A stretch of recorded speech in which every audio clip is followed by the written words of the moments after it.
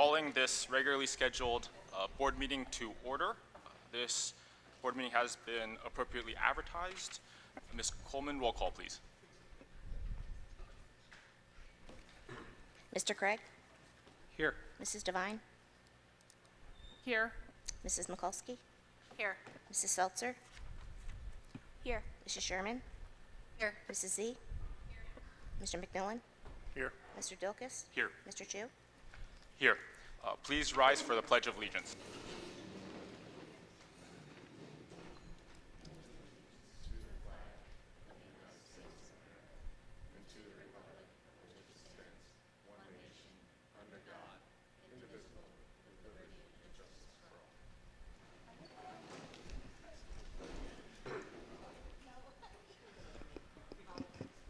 Okay, there was no executive session for tonight, so we're going to move on to Section 3 presentations. But before that, I'm going to ask that we enter Committee of the Whole so that it's a bit more of a conversation here. So can I get a motion to enter Committee of the Whole, please? So moved. And a second? Seconded. All those in favor? Aye.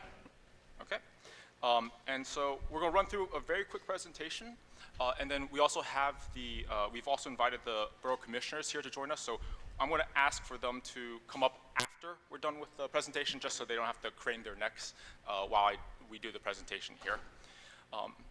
As many of y'all know, we sent out a joint statement, the Borough and the District, this afternoon, detailing a partnership on the Recreation Master Plan. And so I'm going to go over the quick highlights on this screen, but all that information is going to be on this joint statement document, which you can get a copy of at the back of the room, or those online can find it on the Borough or the District website.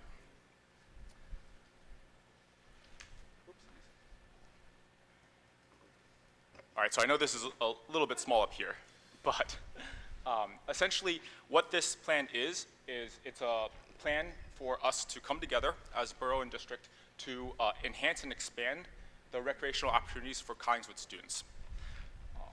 What this does is it uses the Borough's Recreation Master Plan as its foundation.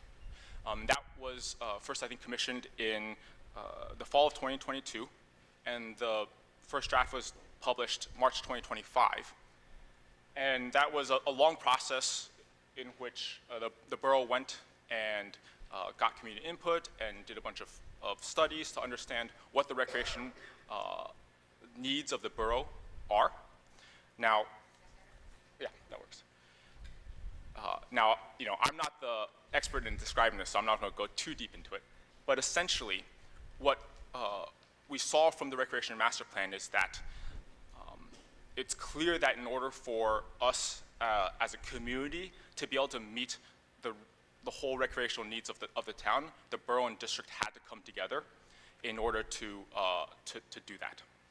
So, back in April 2025, the Borough Commissioners back then authorized a recreation redevelopment bond, and that was there to fund updates and expansions to recreation spaces within the Borough and both in the District and Knight Park. And so that bond was strategically planned to avoid increasing taxes due to retiring municipal debt. And so that's, I think, one of the big things here for us to understand is that there's a timing here with that redevelopment bond that the Borough passed, such that there's expiring debt that this would replace, so that this bond wouldn't have an impact on taxes. And so at this point, there are three main pillars to this partnership. This is all the text, which, if you can't read it, it's fine. It's the same thing on the joint statement. But the three main pillars, the first one is modernizing outdoor facilities. And this is specifically around the middle school and high school athletic complex. And so essentially the Borough will fund the updates to the middle school and high school athletic complex site. A lot of these updates I think were talked about before, but we can go into detail. We will be going into details more later, and I'll explain that as well. And then the second piece is additional indoor space. One of the things that I think has been talked about a lot is the lack of indoor recreation space inside the borough. And so what here will happen is the borough will fund the district's purchase of the former Good Shepherd School facility at 100 Lees Avenue, so where our district administrative offices are currently located. And so while that purchase will not let that building be a school yet, the point is for the district to be able to have that building for when that is a possibility in the future. But for now, be a space where all of those facilities, right, the indoor gym, the commercial kitchen, the library, the classroom space can be used as recreational space for the community. One of the kind of the new things here as well is that in discussions with the parish, we were also able to agree to the purchase of the neighboring St. John's Convent, which then would be turned into an ADA accessible outdoor playground. That I think is a big, I think, update, a big kind of one of the newest things here, because one of the discussions I know that happened before was the question of outdoor space at the Good Shepherd site, and this would be an additional space that we could use to turn and have an outdoor space both for the community and for the Good Shepherd site. Finally, kind of to tie this all together, tie all these improvements and purchases together, is that we are going to, the borough and district, enter into a shared services agreement that provides access, community access, to the district's buildings, fields, and playgrounds across Collingswood during non-school hours. One of the goals here is that we really, I think in our discussions about the district and about district facilities, see the schools as a community good, right? And coming together and figuring out an agreement in which we can make sure that these spaces are open for the entire community when they're not needed for educational purposes is one of the big ways in which we can help meet the recreational needs of Collingswood across the entire community. So those are the three pillars.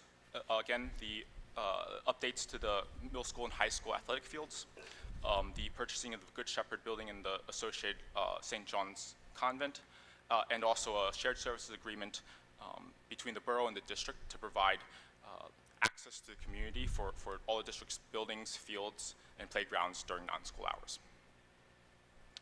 So there's a ton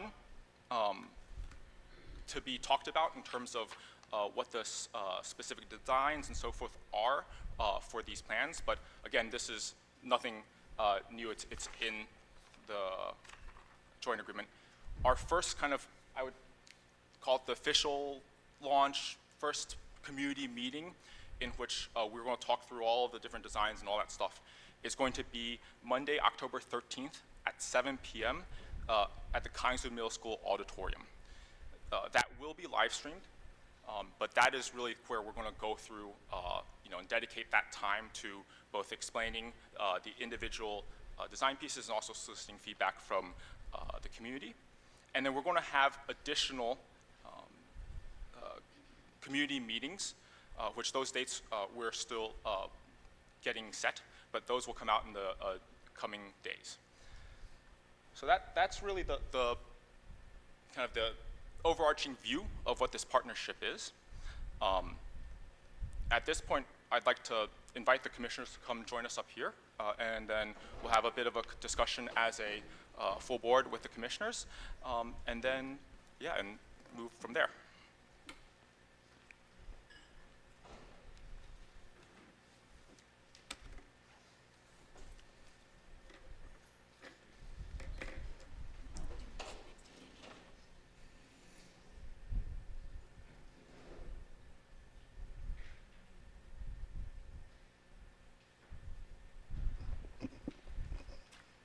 So first, I'm going to just start by thanking the commissioners for their work on this plan with us.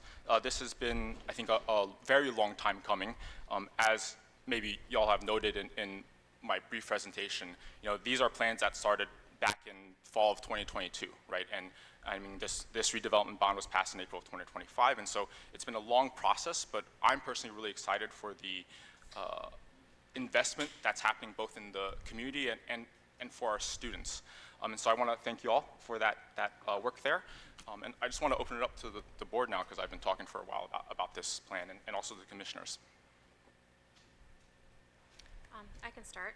So since not all board members were included in the revised plan, can we walk through how the process of purchase of Good Shepherd was added? I'm sure we all recall 2,577 people voted against buying Good Shepherd. So how did we get here and what was the process? You know, I'd like to clarify because the vote on the bond referendum was about whether or not the district could borrow money to create facilities improvements. That is what a bond referendum vote is about. Specifically about whether or not the district could borrow money. Now, whether or not we can borrow money, our facilities needs still stay the same. We have been very consistent about the fact that we have aging infrastructure that we have to address, and we have been very clear that we're going to continue finding ways to address the educational needs of our students. Okay, so that wasn't my question, but if that's the answer to the question, that's fine. But my question was, how did we get to adding that in? So happy to jump in here. If you read the rec master plan, it's 100+ pages of a lot of really wonderful ideas based on a lot of community feedback. There was mailed out surveys, there was online surveys, there was different in-person sessions, there was you have $100, how do you want to spend your $100? And based on that, there was a breakdown of all the things that the people of Collingswood wanted most. So they kind of fell into buckets. One of them was fields and athletic facilities. But then there was another bucket that was, you know, walking trails and outdoor spaces, which would fall in the night park bucket. And then, we've been hearing this consistently for years, spaces for things like Odyssey of the Mind. Odyssey of the Mind, and our senior center is very regularly used, which is a wonderful thing, but there's not enough space for everyone. Odyssey of the Mind used to be in the old court building, and recently it's been in people's basements that the coaches have been hosting themselves. So that's just one example of indoor facility space. Rec soccer goes all the way to to Morristown to play in the winter because it's the only place that we can get an indoor gym space. We have a capped number of summer camps because we don't have enough space to put some of these kids. So an indoor facility, and we don't have any land. We're 2.2 square miles, and the Night Park Board of Trustees weren't going to let us build a big building in the middle of Night Park. So this kind of became a place that already had a gym, a cafeteria, an industrial kitchen, and it's already there. So while yes, eventually it may not be available during school hours, there's still a lot that can be done on the weekends and on the evenings, which is when rec basketball, rec soccer, Odyssey of the Mind, that's when these things are meeting. There's also a huge call for more programming in the master plan, and a lot of that programming requires space. You know, there's only the living room, which could be put into 2 rooms in the senior center, the conference room, which seats 12 people, or the ballroom upstairs, and that's it. That's all we have up our sleeves to offer for community groups, for adults, for older adults, to have different ways to engage and to do activities. So this was a physical space, and it is my understanding that the Archdiocese would like to keep it as a school, so we were not, as a borough, a very favorable purchaser for that, and this would address both of those needs. Can I interject? No, I got this. This is fine. I just want to go over, it's really a shame that this is being done the way it's being done, because there's so much, I mean, this is the plan that the borough presented in spring. The recreation fields, we proposed putting money up, working collaboratively to do this with the district. Would be great to see that happen. It's wonderful to have that happen. The public process that's been added now, terrific, fantastic. There's one thing different in all this.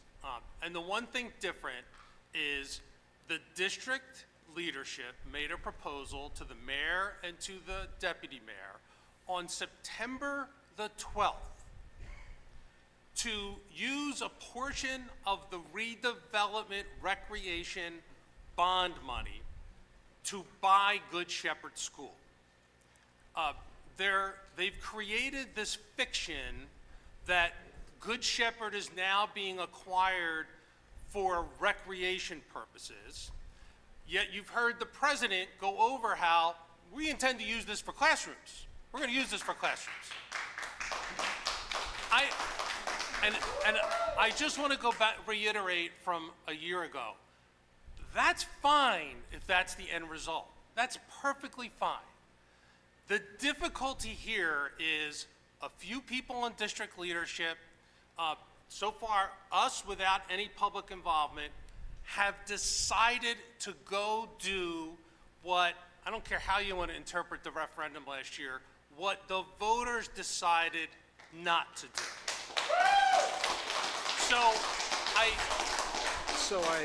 I want, no, I'm speaking, Matt, okay? Oh, okay. I'm This speaking. is the, so. Yeah, I'm so speaking, okay. okay? And I'm All not right. finished yet. Will you give like a cue? when you're- Commissioner I will Maley. let you know. I'll finish. I'll let you know. Commissioner okay? Maley.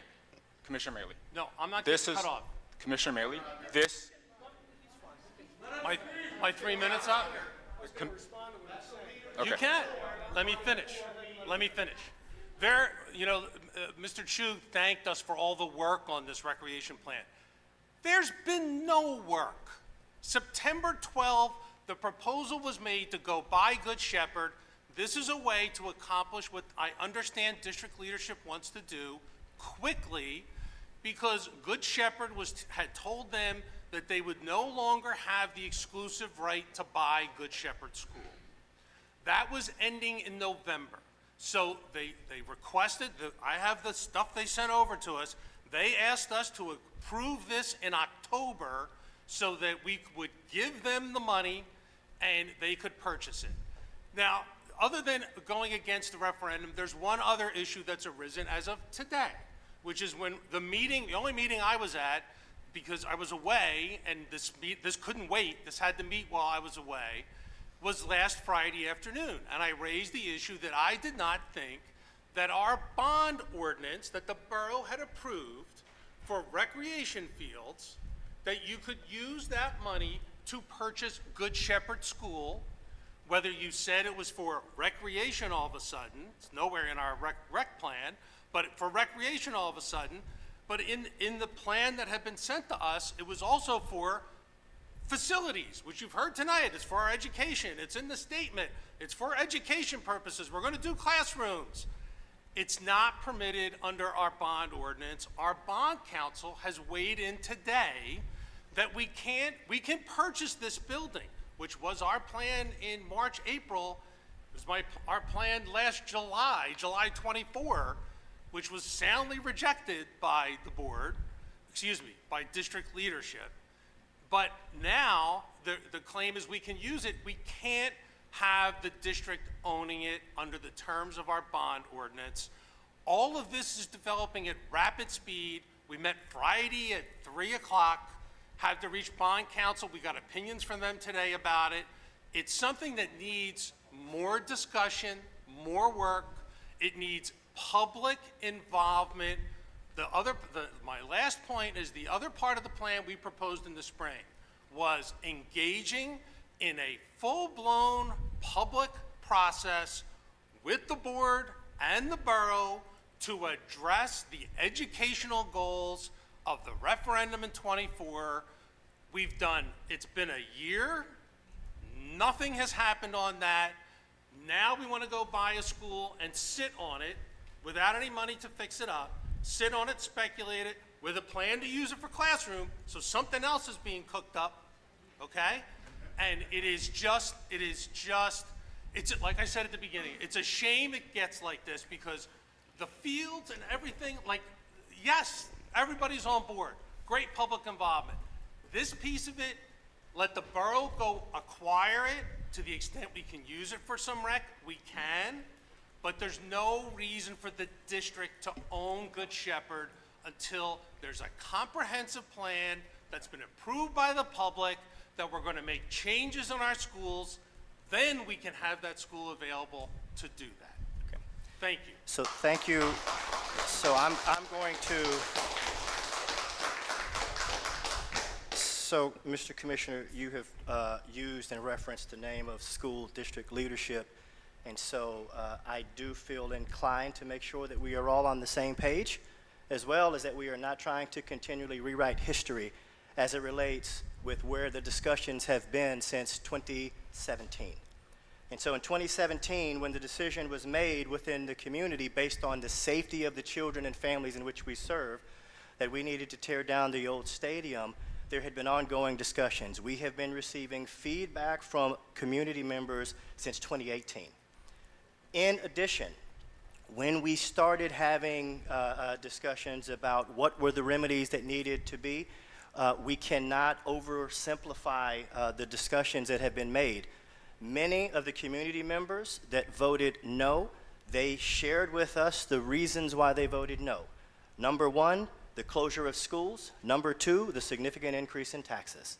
In terms of the goals and the objectives, if memory serves, and I do believe that we have it on camera for YouTube to stream, Mr. Former Mayor, you said on multiple occasions that the goals and the objectives of the referendum, we were in agreement.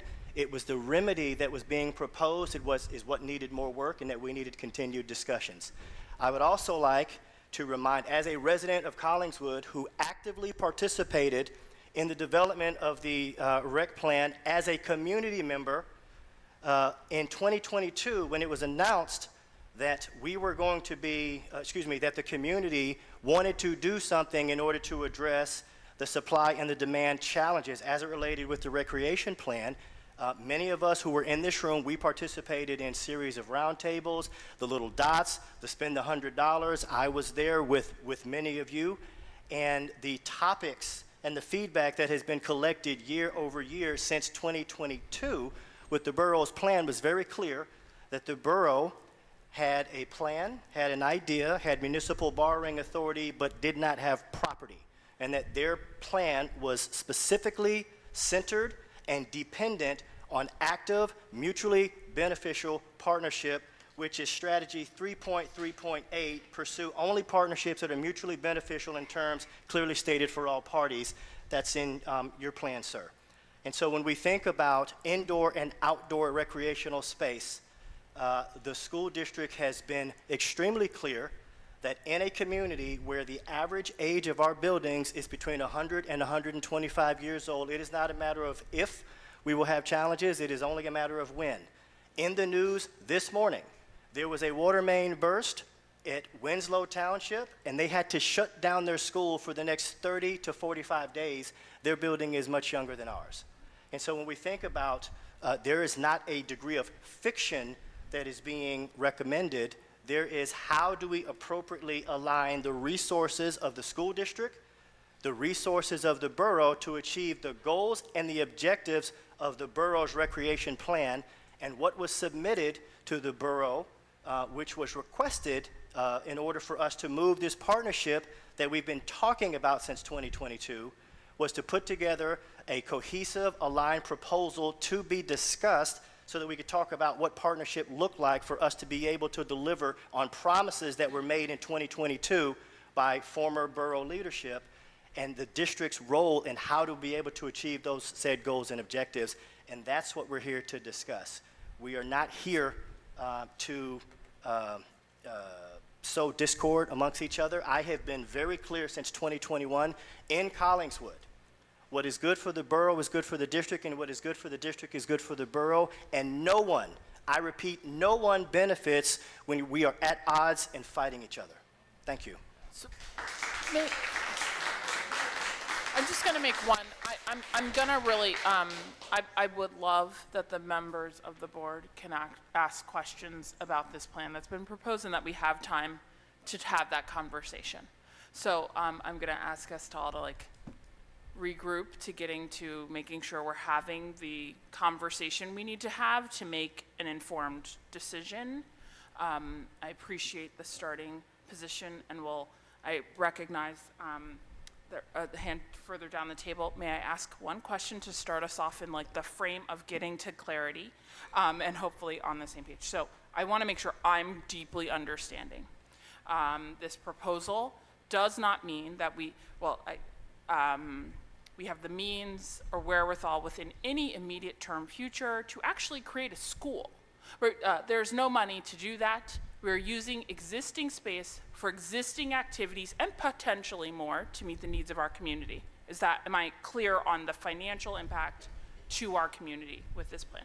Yeah, so this plan, in terms of Good Shepherd, is a plan for the borough to help the district acquire that building, knowing that we need to, in the future,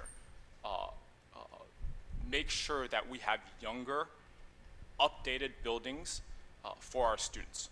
What we do not have, very clearly, as a district, is funding to completely overhaul that building as we had proposed during the referendum, to turn it into a school building at this moment.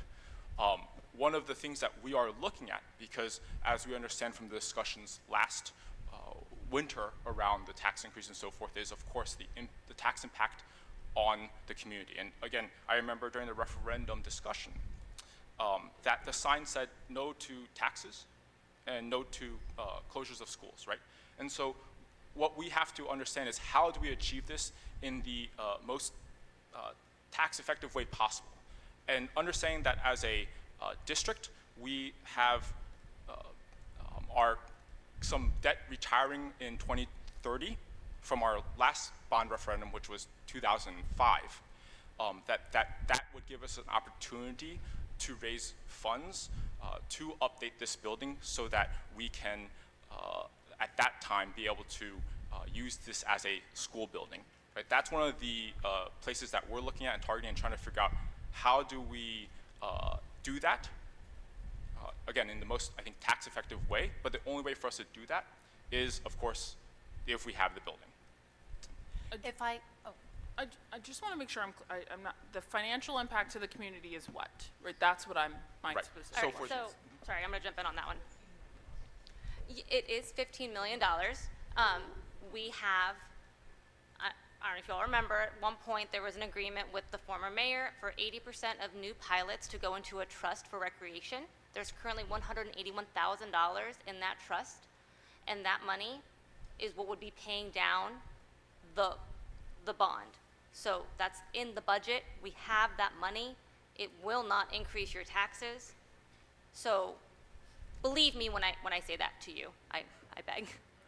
That's just not true. I also want to. Just not true. Excuse me, Jim, I'm trying to be very respectful. I spent the morning with Betty Jo, that is our CFO, our Chief Financial Officer. I also spoke with our bond attorney at Parker McKay. And, we received the same information, it appears, but heard it differently because this is not breaking the law. We can use this money for these purposes because there are recreational uses to Good Shepherd. Honestly, the mind is recreation. Basketball is recreation. Cooking classes for adults is recreation, and they are activities that our community members are asking for. We do not have indoor space to provide them with that, and we want to provide more opportunities for our community members to learn and to engage with one another, and we just do not have the indoor space at the moment to do so. The schools do not have a building that's younger than 100 years. This meets both of those goals in a way that is fiscally responsible for the borough and for the district. So, Okay,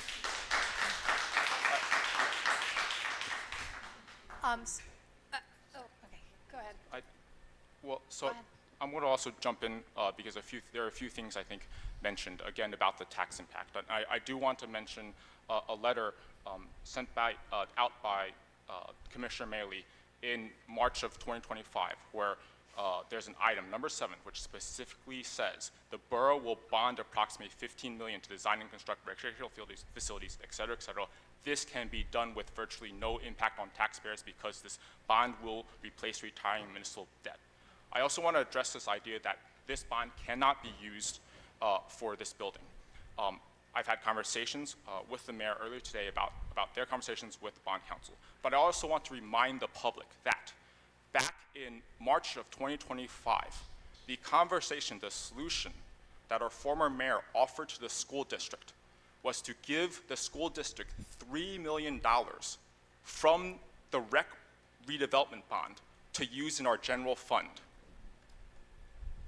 So for me, I am personally confused by the statement that suddenly using a recreational redevelopment bond to support buildings is not feasible, not possible, not legal, when the specific offer from the former mayor in March 2025 was to give the district $3 million from that bond to use for whatever we needed inside our general budget. Not for buildings, not for athletics, but literally to pay teachers with. So I want to be very clear that that idea that this type of use, making sure that we're using a redevelopment bond for redevelopment purposes, is legitimate. You know, one of the things I find very unfortunate right now is that this meeting should be a celebration. For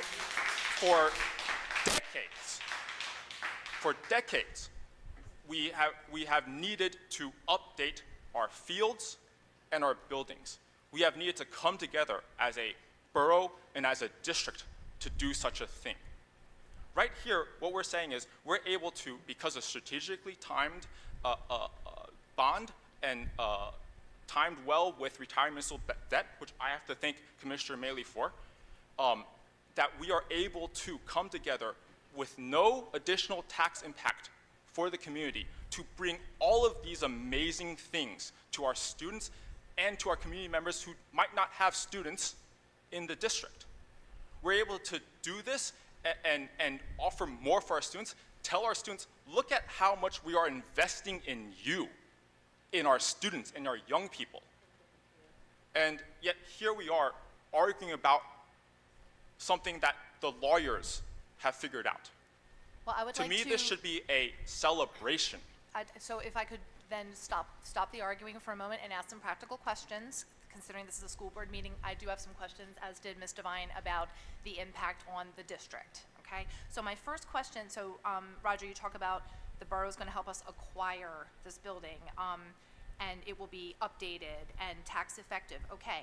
But who will own the building? Let's start there. The district.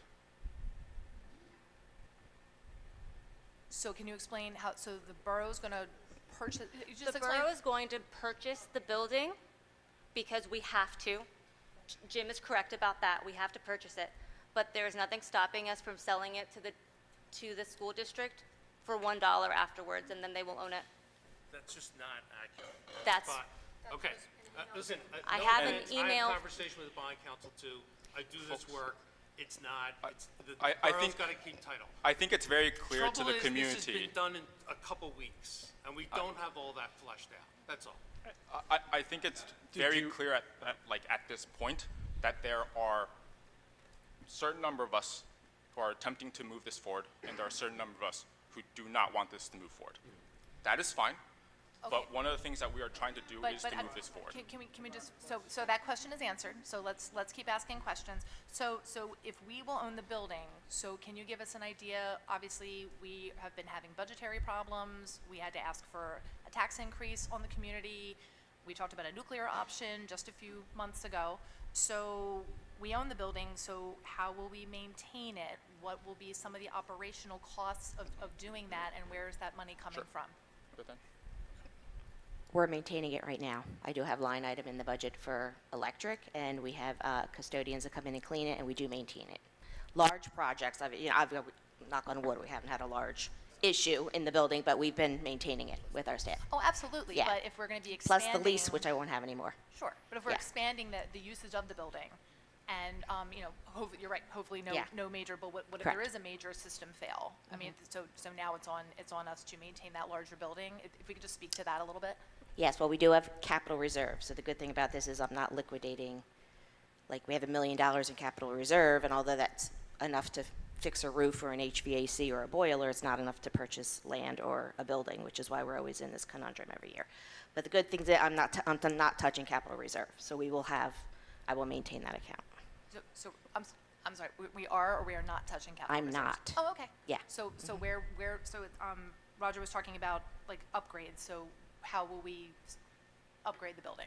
Like, where is that money going to come from then? We're getting quotes now for the gym floor. So we're going to hopefully build that into our budget going forward. I won't have the lease, so the lease is $71,000. So if we can update the gym floor, hopefully they're in around the same dollar amount, then the cost is neutral. Yeah, we have a full-service maintenance team. I was just thinking kitchen. The library doesn't need a whole lot of work. The kitchen, I need to get, like, there might be some expenses with kitchen equipment. I have to see what's in the kitchen because I don't go in there because we don't own that space. One But of the the big thing is the gym floor. And to add that the playground that's going to be where the convent is, the convent, that is also going to be part of the rec money, the borough's rec money, because that's going to be open to the public, and open to the public rather immediately. So if it takes 2, 3, 5, however long it takes for it to become a school, it will be a playground for our community as soon as it's built. So the one little thing, it was in the letter, but with the shared service agreement, opening the 5 school playgrounds to the public means that 98% of our community is within 5-minute walking distance to a playground.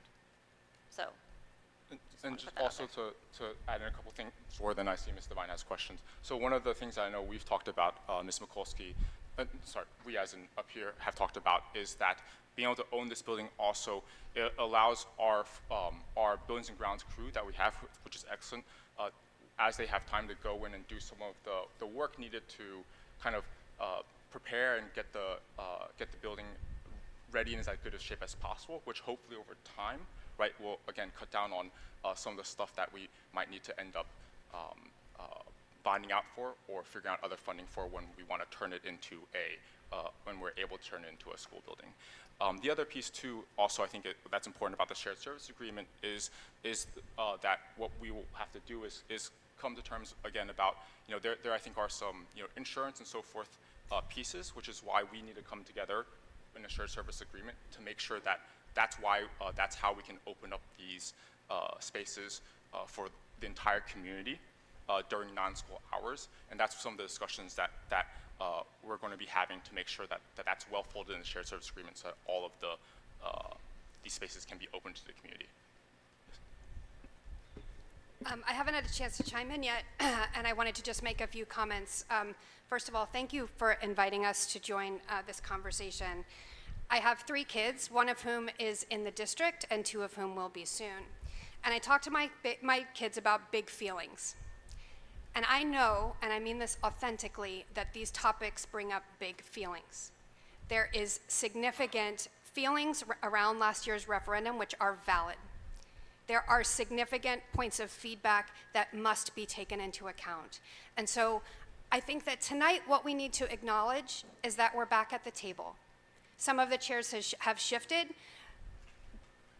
Education in the state of New Jersey is extremely difficult. We can see this across the state right now.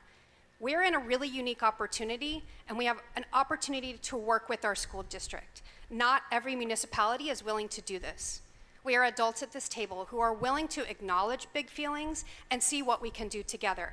We are not all going to get our way, but what tonight is an acknowledgement that we're back at the table to align our resources, align our priorities, and see what we can do for the 14,000 people in this town, in particular the 2,200 children who are in the public schools, but also the seniors who will use the recreation facilities, young adults who may be on the walking track, et cetera, et cetera.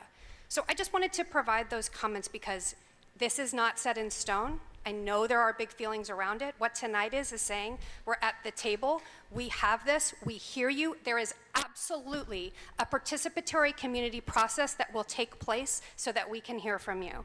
And I just wanted to say thank you, and in particular, thank you to Jim Maley, Morgan Robinson, and Rob Lewandowski, who did significant hours and hours of work last spring to get us here. Thank you. Ms. Devine?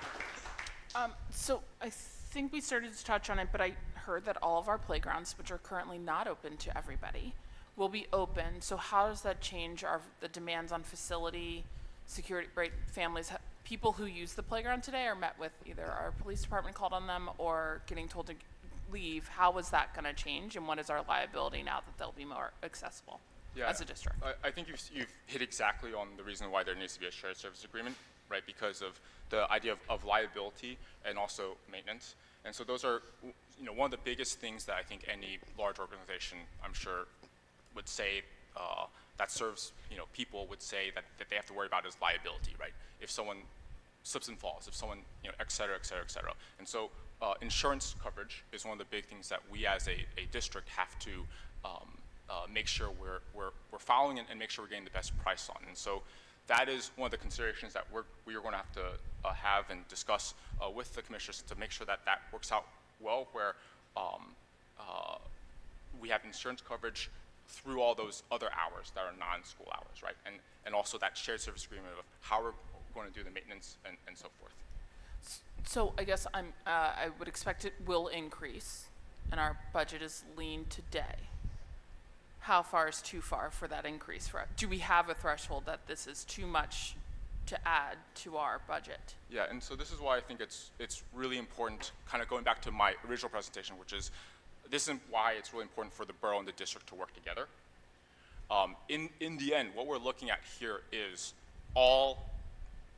it's all the same pot, right? This is all community resources. And so in order for us to, I think, be able to achieve these things and meet the needs of the entire community, what's obvious is that the district by itself or the borough by itself will not be able to do that, right? And so I think that's why we need to come together so that we can meet those needs. And it's something that we're on our own, we haven't been able to do, and we haven't been able to, say, open those playgrounds, 24/7 or whatever, on our own, right? And that's why the shared service agreement is really important. Can I just ask a really quick question?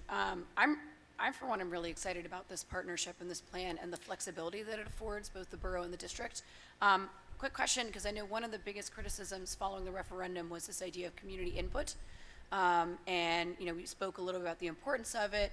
What kind of community engagement? I know you have the one on the 13th planned.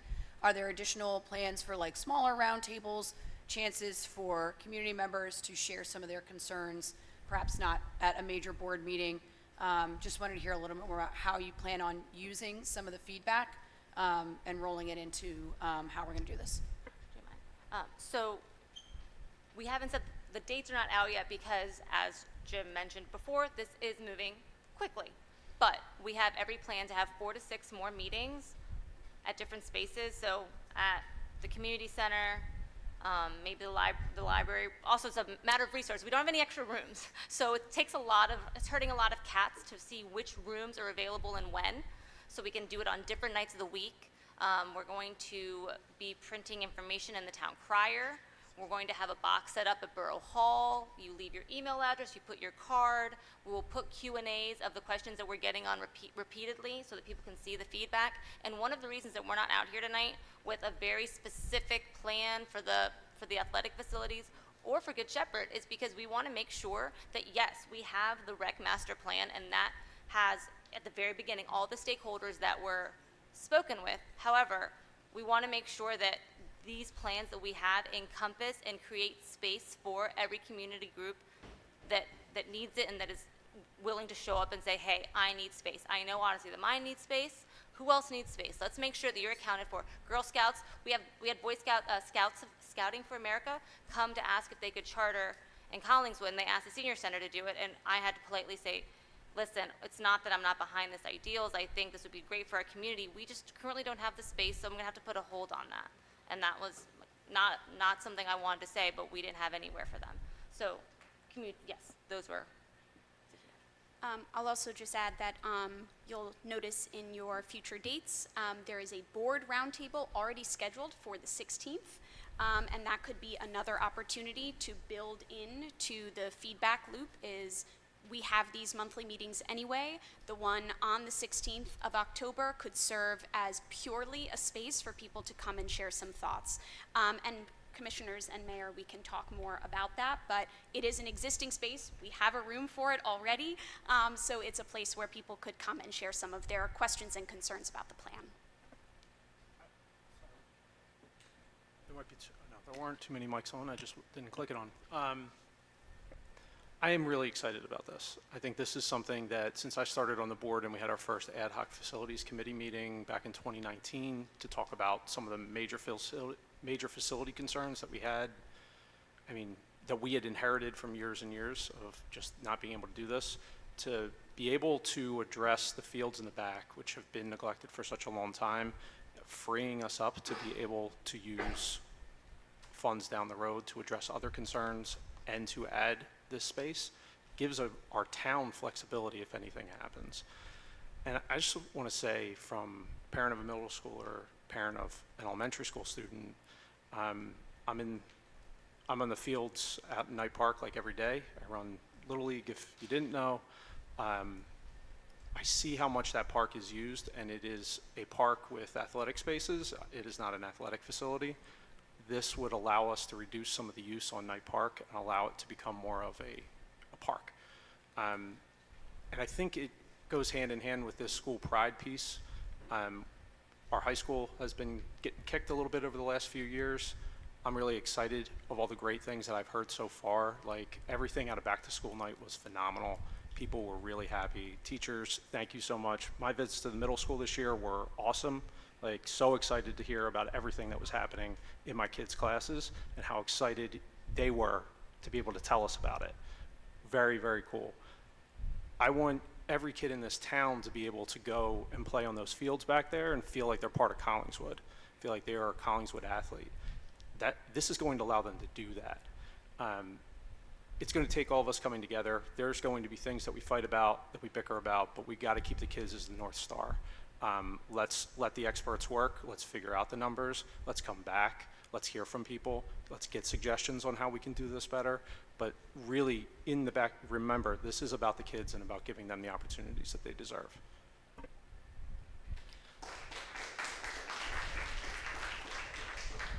I would like to agree with Matt about the idea of the secondary fields getting an upgrade. You know, I also have children, and I'm back there selling concessions at the football games, you know, a lot, and going to a lot of other schools and to see what other schools have, and kind of wishing that our school had that stuff. So believe me, I completely understand.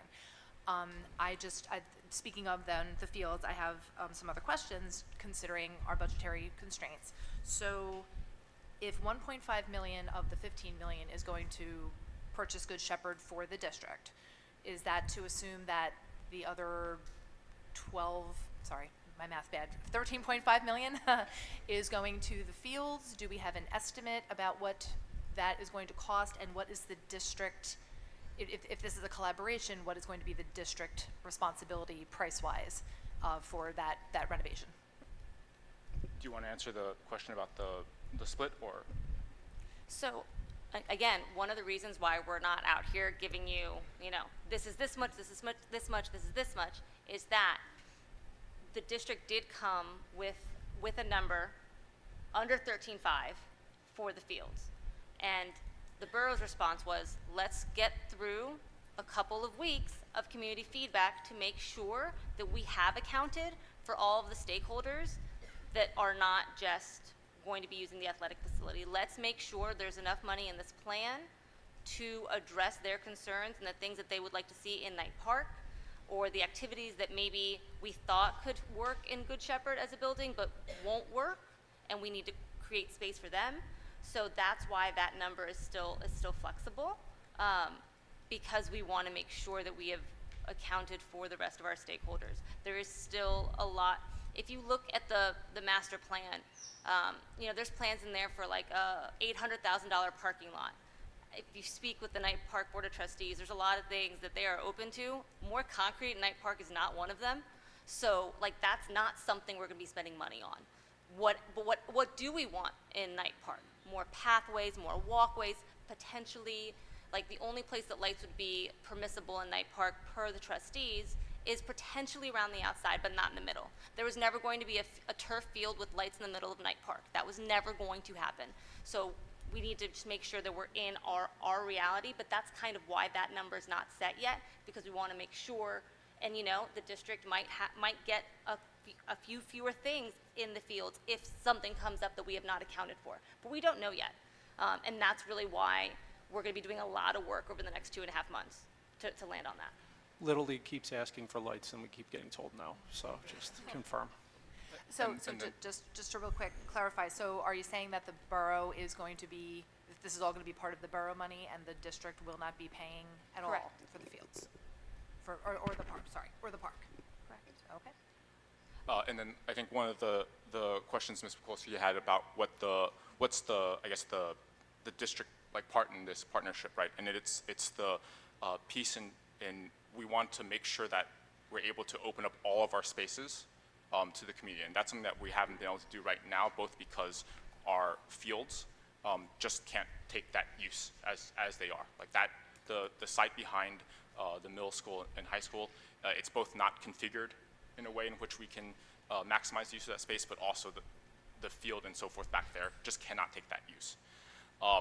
And then the other piece too is, I think we talked a little bit about it earlier, we are looking to update the gym floor inside the Good Shepherd building.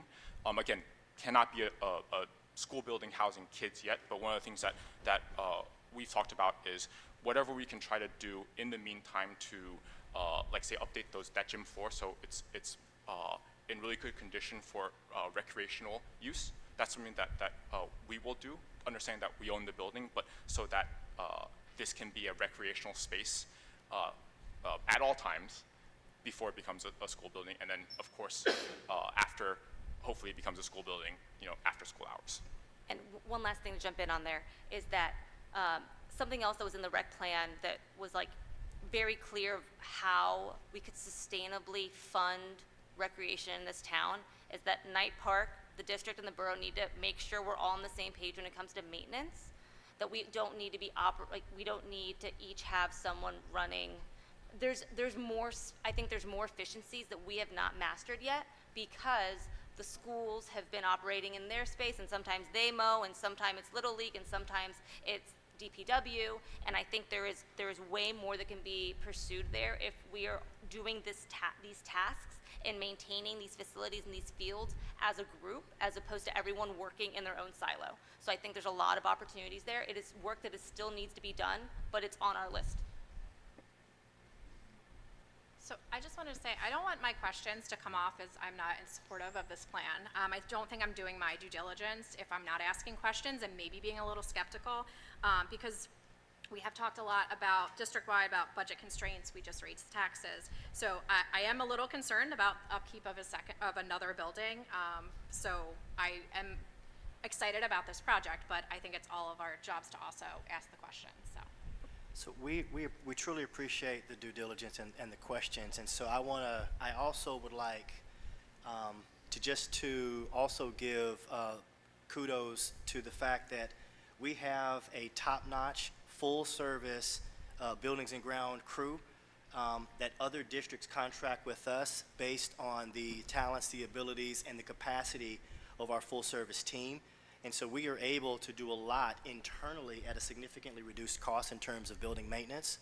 And so, for example, one of the things that we are extremely proud of, among others, is that we had been talking about staff restroom facilities at the Newbie School for years. The initial costs that we received at Newbie ranged between $50,000 and $210,000 for one toilet. Based on talented carpenters, plumbers, electricians, led by our very own Mr. John Longo, we were able to do that for a nominal amount, and staff no longer have to do the pee-pee dance waiting for one sole bathroom for the adults, based on the talent and the capacity of our team. And so as it relates to ongoing maintenance, there's a lot that we can do internally, and we'll be leveraging that. But I completely agree with the mayor. There is so much untapped potential with shared service, and what we're saying this evening is that we want to fully explore what that opportunity looks like. I have something real quick. So I know we're at very infancy of this whole project. We're still going through discussions. We're being productive now. What is like the time frame from maybe coming to a decision, breaking ground, and then final sum up of the projects? So our hope is to have the shared service agreement by December 2025. the borough does not intend on borrowing our funds until 2026, just because of how the 2025 budget was made. That doesn't mean that we can't begin, once we have the design in place after we take in the community feedback, that we can't be getting bids in January or February. We've been told that bids in January and February is generally when you move to be able to break ground when the ground thaws. So that would put us on track for that. Yeah, and part of that piece too is one of the discussions in terms of timeline is during the winter time, right? Because you would have to break down and do a lot of stuff at the field site. At a certain point, contractors, like, you don't pour concrete when it's too cold. And so if December is our target, because that would give us time and our architects time to finish up all those planning, do the bids, right? Because just so everyone's clear, we would be using, state bids, state contractors, people who have a price that has been vetted and everything. And then hopefully break ground sometime like late winter, early spring, and with a hope of completing this project as soon as possible. I think it's probably makes sense to everyone here that given the current economic situation kind of in the nation, the longer we wait, the more expensive things will probably get. And so if we want to be able to deliver this as cost effective as possible, we do want to make sure that we're breaking down sooner rather than later. So it sounds like we want to hustle on that, and do we think possibly this will fall into 2027, or this whole project will be wrapped up in 2026? I'm doing a remodel on my house right now, so saying anything about when a construction project's can be completed would, then I'm lying, right? So that just depends on a lot of factors, and we don't hit oil somewhere in the back. I don't know. I think we can look at some of our neighbors too. Haddon Township is doing this. Cherry Hill East just did similar work with their fields. Morristown just passed the bond. So I think we can get a realistic sense as we see how long it's taking them to do their projects.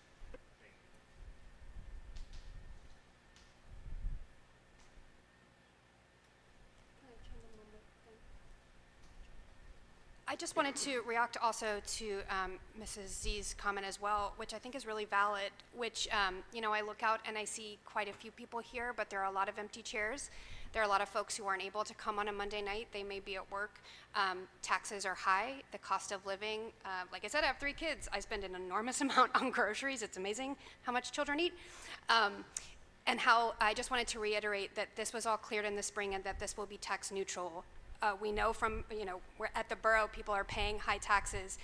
This really is an opportunity for people to see what's been talked about for years in a way where we see something exciting happening in town and it won't add to your bottom dollar or your budget, which I think is critically important. All of us have our own household budgets, and we cannot continue to ask more.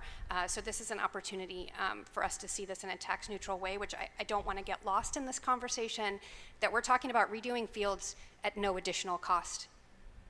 Thanks.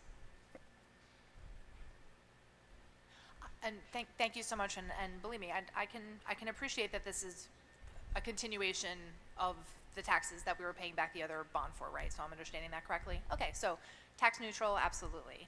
My concern, though, still is because it's not going to be a neutral impact on our budget. So I'm just concerned about, so if it's not, if our cost of maintaining Good Shepherd, you said it's not going to be capital funds, correct? So, Because if it's not I'll capital, just- then that would be operational, and Yeah. we all know that we've had issues with operational Right, projects in the past. so just to reiterate what Dr. Mandala and Ms. Coleman said a few minutes ago, we are currently already maintaining the Good Shepherd building, right? So nothing here changes. Well, it does change if we're putting in a new gym floor and upgrading libraries and cafeterias, right? It is an We won't be increase, paying for the correct? lease, though. The lease would come off the books. So right now, we've been paying for the last few years. I have a line item in the budget for the lease, and that would go away. So that would go towards the gym floor. Okay, I get it. But you know, you did say earlier that we will build it into the budget, so I'm just clarifying, are we talking our operational budget? Because again, I'm just worried about, you know, we had a rough spring, right? So is our budget stable enough to take on the additional costs of renovating Good Shepherd?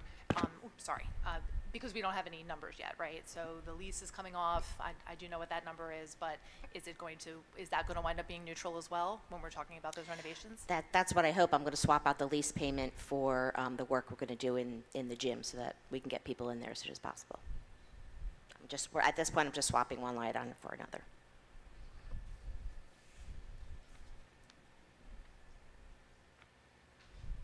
Okay, well, seeing as there seems to be no other questions from board members, thank you, commissioners, for joining us today. Thank you for this work on this partnership. And so at this point, you know, thank you all. I can go do what y'all need, and then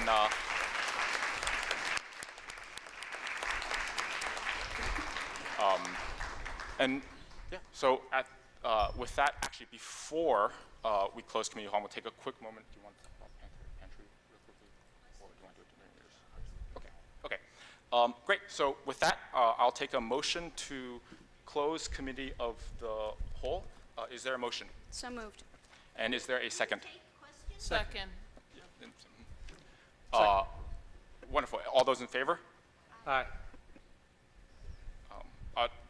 Just really, there's a public comment section in a few minutes. Yep. Okay, so moving on to section 5, future dates and miscellaneous information. There's a string of future dates, of course, most notably Yom Kippur, which means that our school is closed on October 2nd. Also school and 3rd, but that's also staff PD. I do want to point out Monday, October 13th, on here is that first community meeting. And then Thursday, October 16th, if you'll notice, there's also the BOE roundtable, which is what Dr. Seltzer mentioned earlier. And so lots of dates there. Moving on to section 6, routine business. Approval of minutes. So motion to approve the minutes of the August 25, 2025 regular board meeting. Do I have a motion? So moved. And a second? Second. All those in favor? Aye. There are no student reports at this moment. We should have our student board reps with us next month. So at this point, we're going to move to section 8, superintendent's report. Dr. McDowell? Okay. So good evening again. So actually, to get us started, she has been sitting very patiently in the back. And so we would just like to publicly thank, recognize, and acknowledge our Panther Pantry in the back with our leader.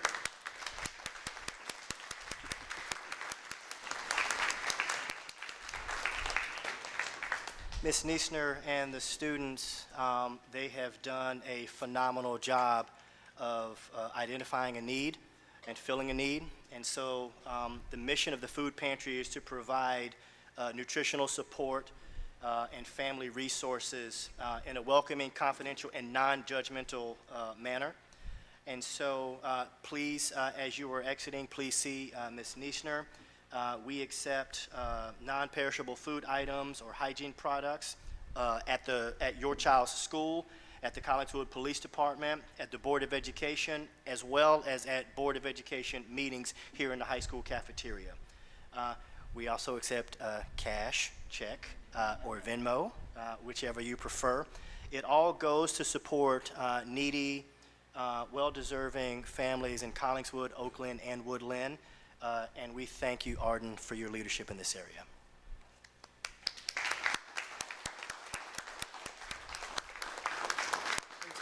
And so we have a few topics, and so I would just like, not to belabor the point, but I would just like to just start with just being extremely excited about the promise of the recreational plan partnership. We'd like to thank again the Board of Education members, as well as the commissioners of the borough, as well as the borough leadership staff members who participated in the development of the recreation plan, which is currently available on the borough's website. It's pretty meaty. It's about 98 pages, but there's a lot of good stuff and huge opportunities for our community. So I encourage all to take a look at that plan. We'd also like to publicly acknowledge all of our faculty and staff across every single school for our back-to-school nights. We got tremendous positive feedback from families across our borough. They're excited for kids to be back at school. We're excited for our classroom leaders to be at the helm, and we appreciate their dedication and their effort to the children and families of this community. On October 21st is PSAT SAT School Day. As part of our continued commitment to college and career readiness, our high school will administer PSAT SAT School Day. This is a program offering the assessment to high school students at their own school during regular school hours, eliminating the need for individual registration, travel, or weekend testing. It removes logistical barriers and provides free opportunities for our students, which is supported by College Board as well as our school. It's the same full-length assessment that is given on the weekends and is used in colleges and scholarships across the country. And so our students will be participating in that. We would like to thank our Director of Counseling, Ms. Hallenbeck, for leading that initiative.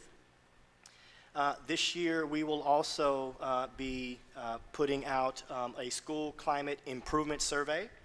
And so our district, as well as your child's school, are committed to continually improving school climate excuse me, to ensure a safe, supportive, and positive learning environment for all students. School climate refers to the current character and quality of school life. It is based on the interconnected experiences, perceptions, and impressions of students, staff, and family members. It encompasses multiple dimensions of school life, including safety, relationships, academics, and organizational structures. And so in the coming weeks, we will be administering the survey for students, staff, and families with links to be able to provide valuable feedback while our students will be able to complete the survey at school. We will be surveying students grades 3 through 12. And for parents who prefer their children not to participate, there will be an opt-out process available and forthcoming. And so we would like to thank Mr. Jefferson, our Director of Culture and Climate, for leading this important effort. In October, also coming soon, we will continue to build on our multi-year district-wide effort to expand access to free, high-quality preschool and as well as full-day kindergarten. Our new Calls at Parkview staff members have been working together to plan lessons for the first few weeks of school, as well as setting up the building. We are eagerly awaiting the arrival of the newest group of preschoolers and look forward to welcoming them with the district's new preschool location. With the opening of Calls at Parkview, the district will have met its goal to provide free, state-funded preschool education to all Collingswood families who have expressed interest in our program for the 25-26 school year.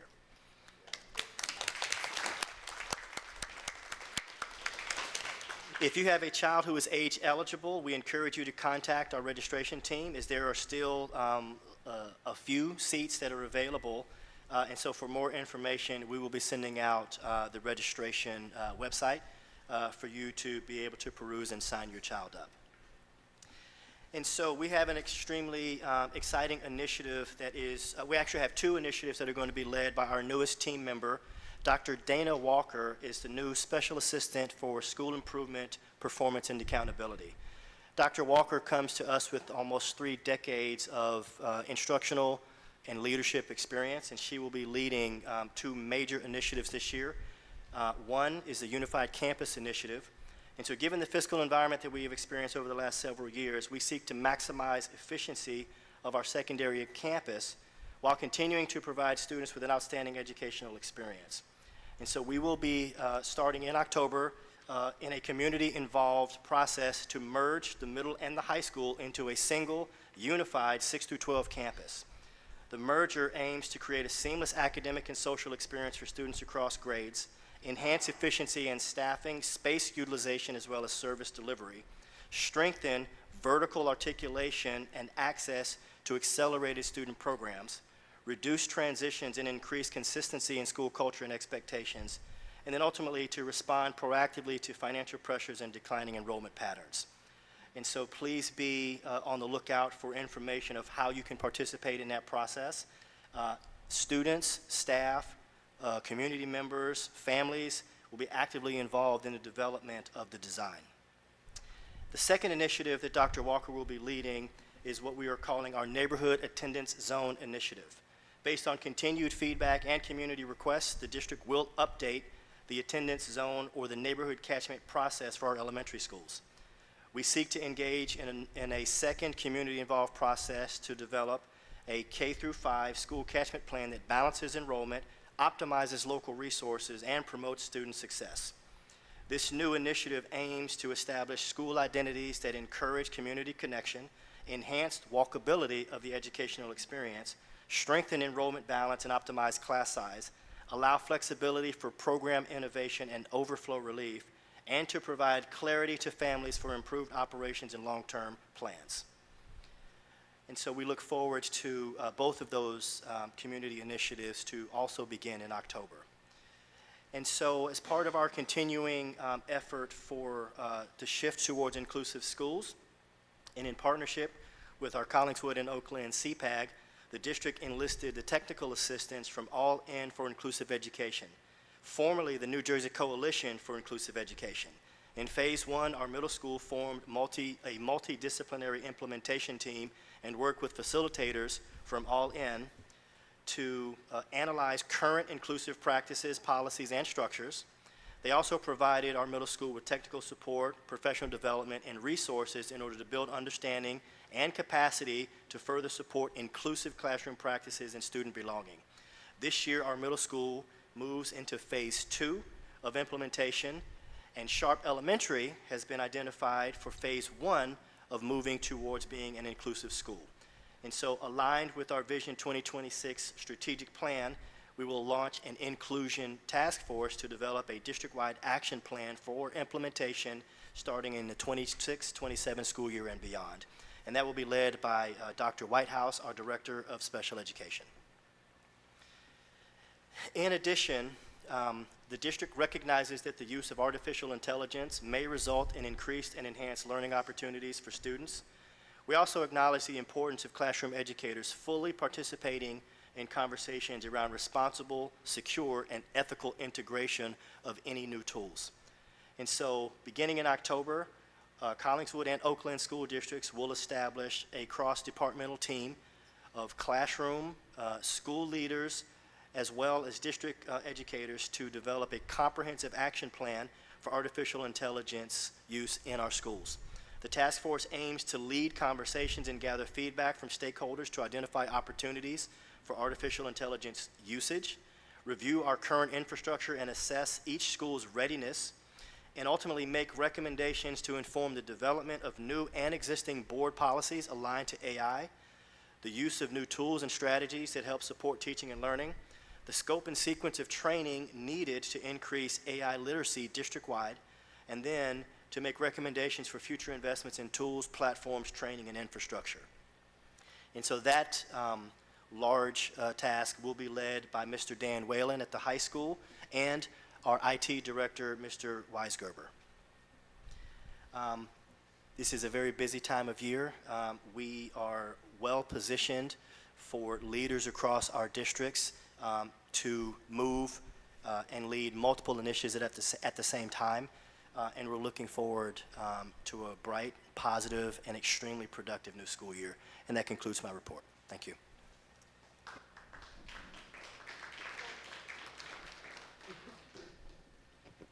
Thank you, Dr. McDowell. So now we move to section 9, the first section for public comment. The purpose of this public comment section is to discuss items listed on the agenda. Additional, more general comments may be made later in the meeting. The public is reminded that attempts to resolve all concerns and complaints should first go through appropriate staff members and administrators. The intent of public comment is to give community opportunity to provide feedback to the board. We will be actively listening and taking notes so that we can take all that is being said into consideration. We will also take note of any questions and, if appropriate, do our best to address them at the end of public comments. I know folks might have some questions, but just to make sure that everyone can get their public comment in, what we'll do is we'll take notes about the questions and then we'll address them at the end if appropriate. So members of the public are welcome to speak and expected to do so with the utmost sensitivity for everyone in attendance. In fairness to all who wish to speak, there is a strict 3-minute time limit per person during public comment, and Ms. Coleman will assist by keeping record or by keeping time. And please remember to state your name and address for the record. And the floor is open.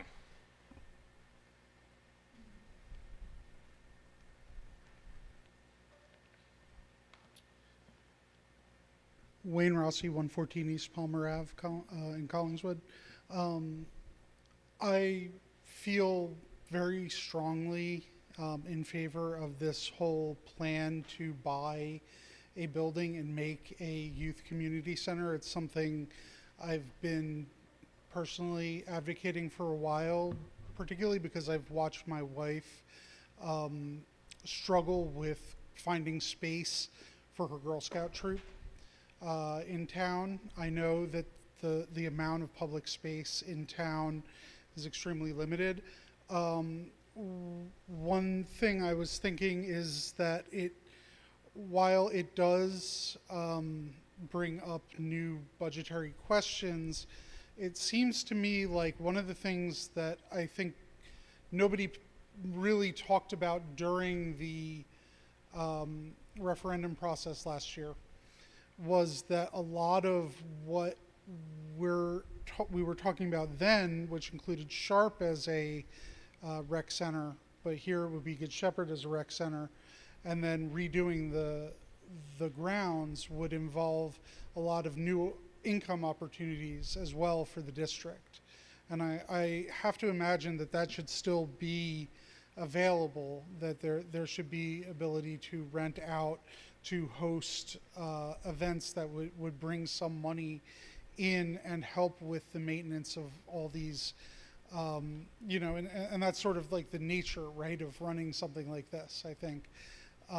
So I think it's a tremendous good for the community. I've really thought for a long time, I've been waiting for the fruition, honestly, of this rec plan for years, because I have been advocating for this, and I'm so happy that the board and the commissioners are now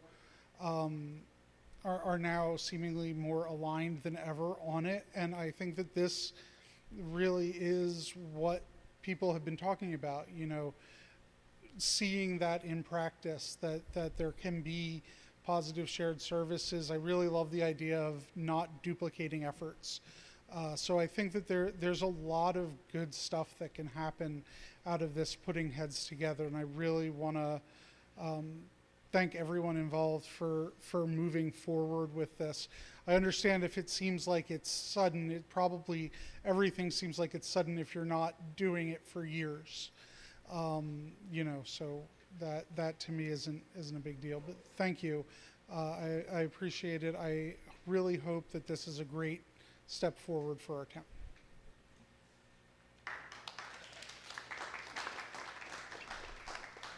Hello, Stacy DeMarco, 524 Jessamine.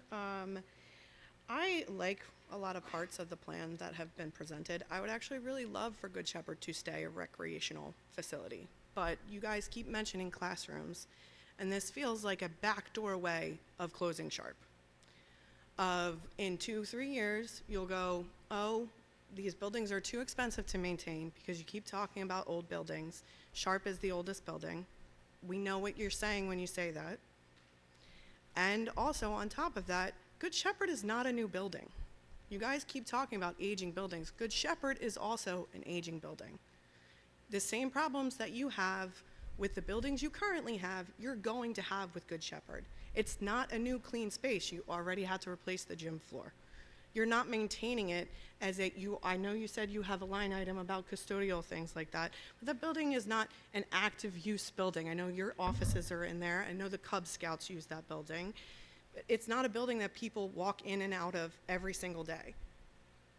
So that cost is coming from somewhere. If the borough is selling the building to you for $1, and we're talking about the gym floor, what about all the other spaces in this building?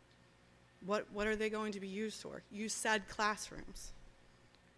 And to me, that sounds like the plan that the town voted down pretty resoundingly is what the plan is. going forward. That's what it sounds like, and I don't like that. I don't like that the town voted against this, and it seems like you're finding a backdoor way around it. It also feels like you have a bit of a sunk cost fallacy about this building. You've invested money, you have a lease, you have all of these things about this building, and it feels like, well, we've invested all this money, we might as well keep going. I have 2 kids at Sharp. I love the community at Sharp. I was on the Sharp PTA. I really, really hate the idea that people call it the bad school, and that's why it was on the chopping block. People in the town call it the bad school. When my son was assigned there for kindergarten, I had to fight against people telling me to transfer him to a different school. And he's there and he loves it. And while I'm talking about Sharp, our 3rd grade teacher resigned, and that's in the later thing today. And we keep talking about staff leaving. And staff need to feel secure and supported. And this is not how they're feeling this. When you're talking about investing in this building at Good Shepherd, and arts teachers are leaving in the middle of the school year, my son has to now deal with that. And that's really incredibly frustrating when you hear all of these veteran staff that are leaving Collingswood. And you talked about declining enrollment at the middle and high school. I asked at the last board meeting what was being done about the declining enrollment at the middle and high school. It was not addressed, it was not followed up on. And I also noticed we're not talking about enrollment until the next board meeting. I find that very frustrating. Our schools and the staff in our schools are wonderful. I'm sorry. Thank you, Ms. DeMarco. Yeah. Our staff is wonderful, and I love our schools, and I want everyone to feel Thank you, Ms. crazy DeMarco. for picking other schools. Thank you. But you guys aren't doing anything to help people stay here.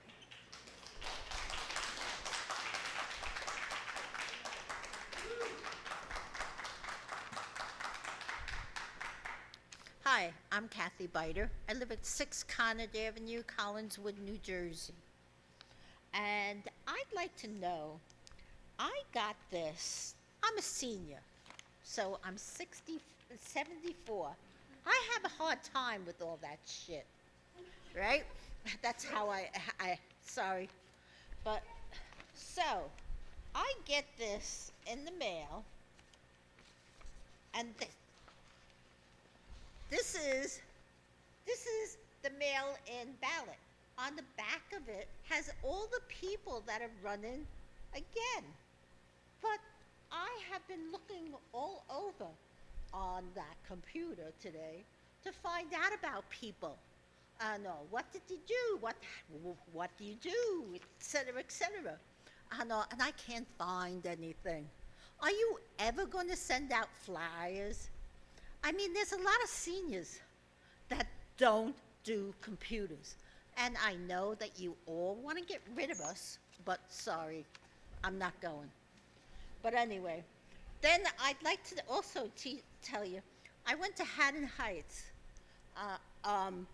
police station at Westmont because I have, and many seniors talk about this, we're driving on Haddon Avenue, and there's kids with those big bicycle wheels and stuff, and they're always going up and down, up and down.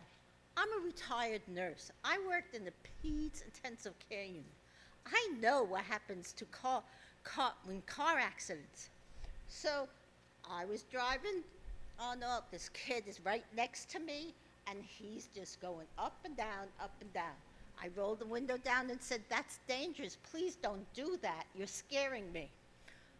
He turned around and cursed at me. Of course, I'm an old lady, right? That's what he felt like. Also, she had said she had, the commissioners said something about they sent out questionnaires. I never got any. My neighbors never got anything. And I never received anything. And thank you very much.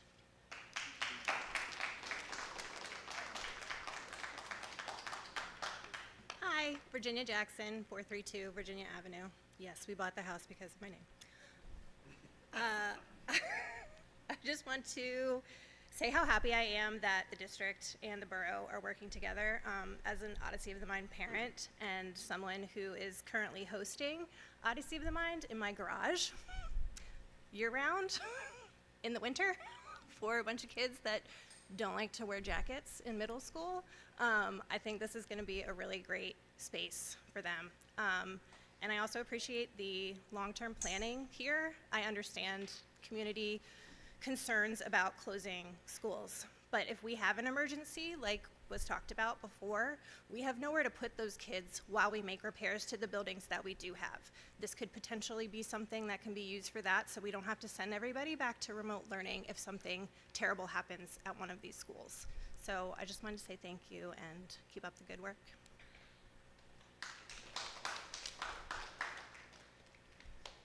Hi, Megan DeSmet, 220 Woodlawn Terrace. I think Jenny said a lot of what I was going to say, so I will try to just hit on some new points, but I want to thank you and the borough leadership for figuring out ways to work together and come up with creative solutions to problems that we've been dealing with in our town for as long as I've lived here, and I think much longer.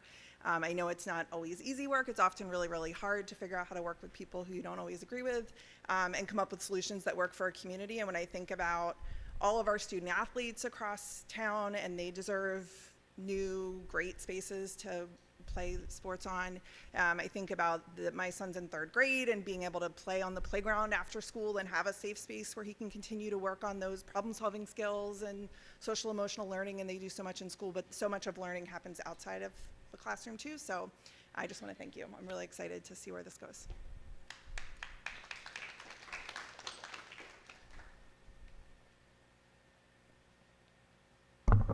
I'm short. Hi, I'm Lucille DeYoung, and I live at 550 Grant Avenue, and I just have a real quick question. A lot of people talked about the referendum, and I kind of pulled up the numbers that were there from the referendum itself, and basically the improvements and the cost of Good Shepherd was going to be $25,035,540.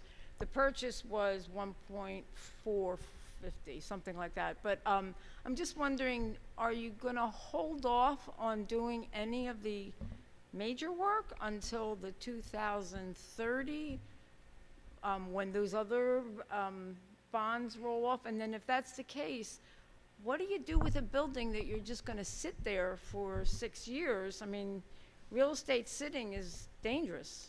So, I mean, I know you're going to have some people in there, but $23,000 worth of improvements, you're not going to be able to put through on our school budget. So what happens? Like, where's that going to be coming from? I appreciate all your help in answering these questions.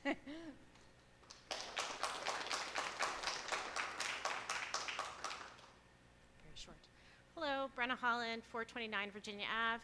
I just want to echo some of the other previous comments about how pleased I am about how the borough and the district are coming together on this plan. I think athletics are really important. I am clearly not a professional athlete, but played a lot of sports growing up, and I credit that education, as we just heard, that happens outside the classroom with, you know, my current professional success today. And so I think it's really great that we're taking these steps to explore improving our facilities for our kids. Thanks.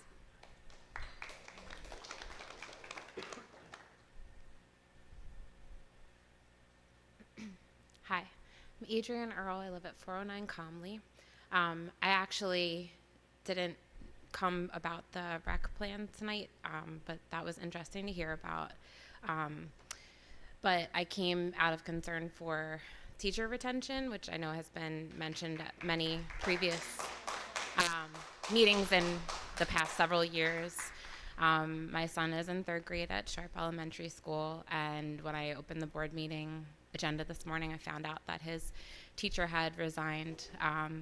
We had a lovely, like you said, such a wonderful back to school night, meeting Mrs. Giordano, who I have known for a while working in the district, finding out how long she's worked here. She was just so kind, and we were so excited about a school year that our students have ahead. Every year at Sharp has been wonderful so far, but Otis was super excited this year so far, and I learned that she has raised her kids here and grew up here. Like, I didn't know all these things about her. And it's the end of September now, and not a typical time for a teacher to be resigning. and leaving. And so I guess my plea, like I said, about teacher retention is for the board and the central administration to continue to examine, like, what's the reason that we lost this dedicated and wonderful teacher in the middle of September. I hope that someone either already knows and can work on that to make sure that doesn't continue, or if you don't know, please, please, please do some work. I don't know if it's like the personnel committee or just the superintendents or who can look into this to find out how to stop this, because it's definitely been something that's been occurring for the past several years. To all of us, it seems like at a much higher rate than is normal.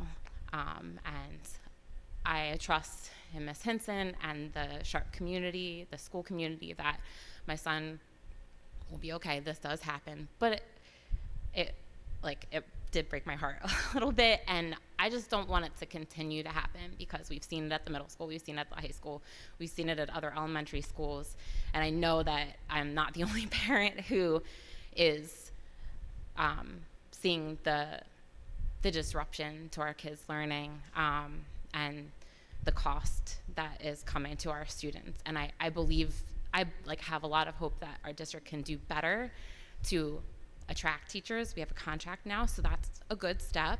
But to keep teachers and keep the teachers who have dedicated their career to the school district. Did I not run out of time yet? I feel like, okay. I really thought that I would have gotten cut off by now. All right, so I'm gonna stop there. Thank you.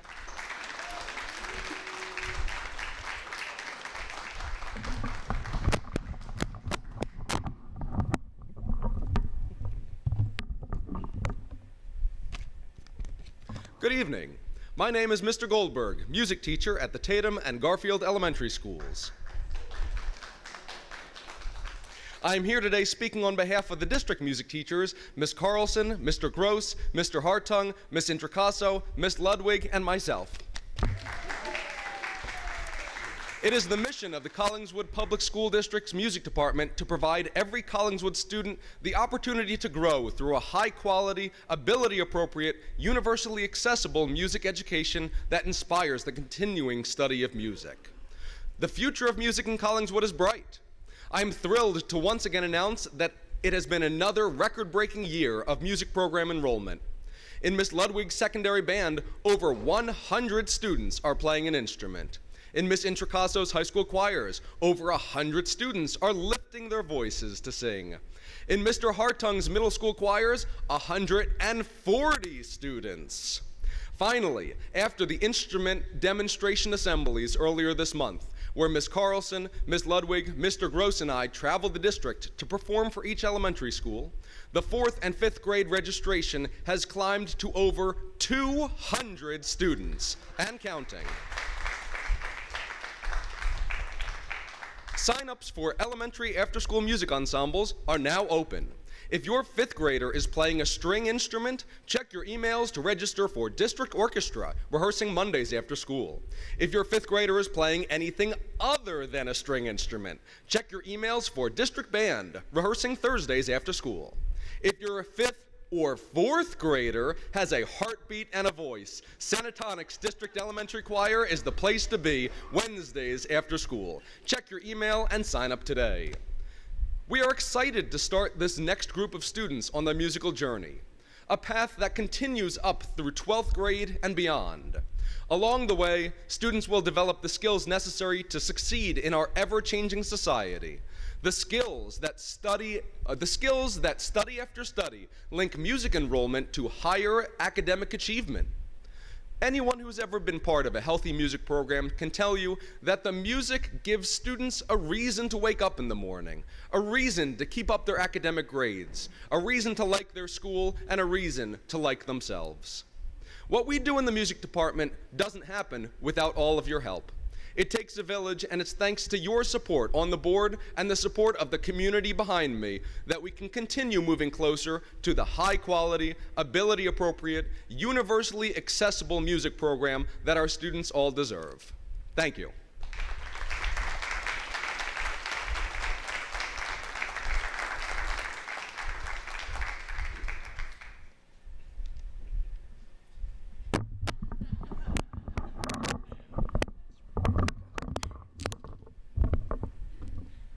follow Mr. Goldberg and talk about marching band. Andrea Haynes, 248 East Night Ave, Collingswood Marching Band Booster President. Our marching band has been busy these past few weeks. We hosted our first home show in almost 10 years. We attended a competition at Washington Township, and we've been having a blast at football games. We also shut down East Night Ave for our very first Porch Fest performance this past weekend.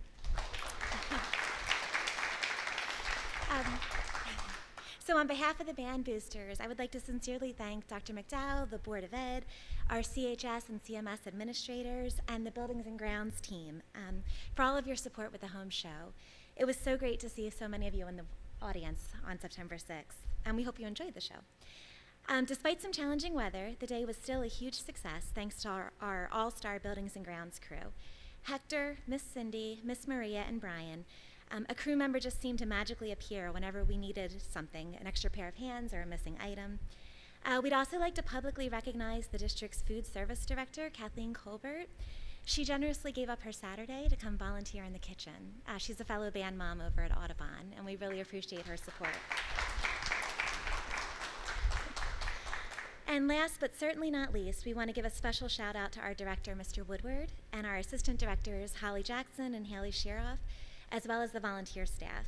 We appreciate their patience and dedication as they spend countless hours teaching, mentoring, and cracking jokes with our kids. But we're just getting started, and we're excited to see where the season takes us. We invite you all to join us at some of our upcoming competitions later this month. Come say hi at October 2nd Saturday, and check us out at the Westmont Halloween Parade, too. So thank you again for all of your support. We appreciate it.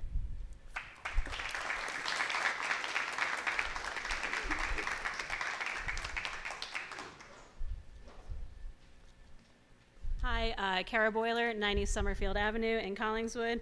I have on the agenda approval for the Haunted Hayride event in October. I wanted to make a slight correction to the information that I sent to probably everybody at this table when I was burning the midnight oil last night. I had some confirmation from our I'm always on the back end doing scenes and the artistic stuff. The people that actually run the tractors for us confirm that we cannot hold probably more than 20 people per tractor. So for the event, in the information I sent out, we would be reducing the number from 1,200 tickets sold for the whole evening down to about 960. So if there's any concerns about that issue, I just wanted to make note of that before you vote to approve it. Thank you.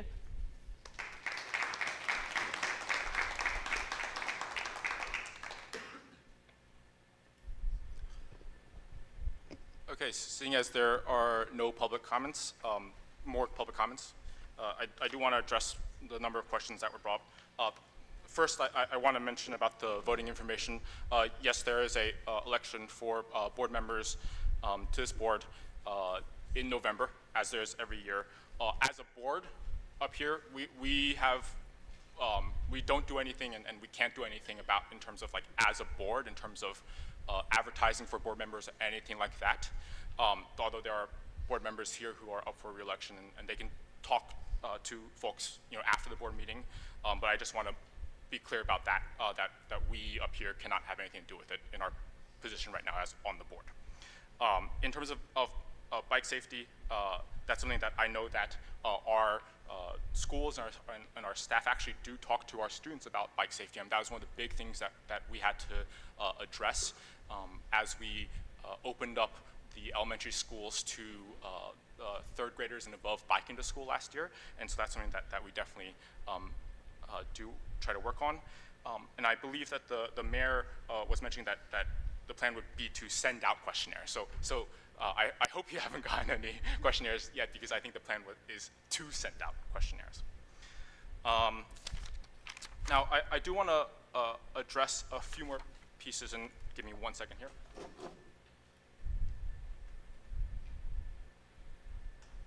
I think we can also talk to our students about respecting elders, because nobody should get cursed at for saying don't do wheelies in the middle of Haddon Ave.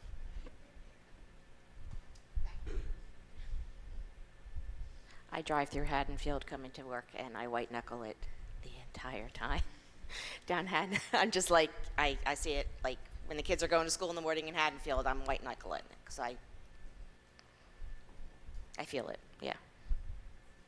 I lived in Fishtown for a few years, and so in Philly, there's nothing you can tell me about how crazy it is. So I prepared this presentation back in January of 2025, and we didn't get a chance to go over this during our board retreat because we had so many things to talk about.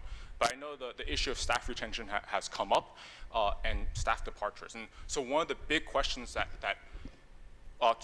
kept on coming up that I want to look at and understand was, what teachers are we losing, so that we can target and make sure that for the resignations that maybe we could not prevent, but try to avoid, that we would do so, right? Because of course, as with any job or any situation, people resign for a whole different set of reasons, right? If someone moves,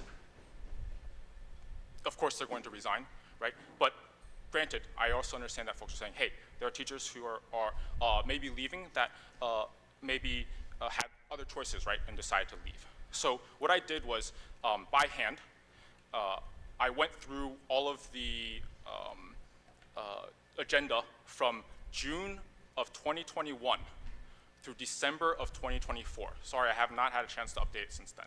So what we see right here in this graph is all from June 2021 through December 2024, right?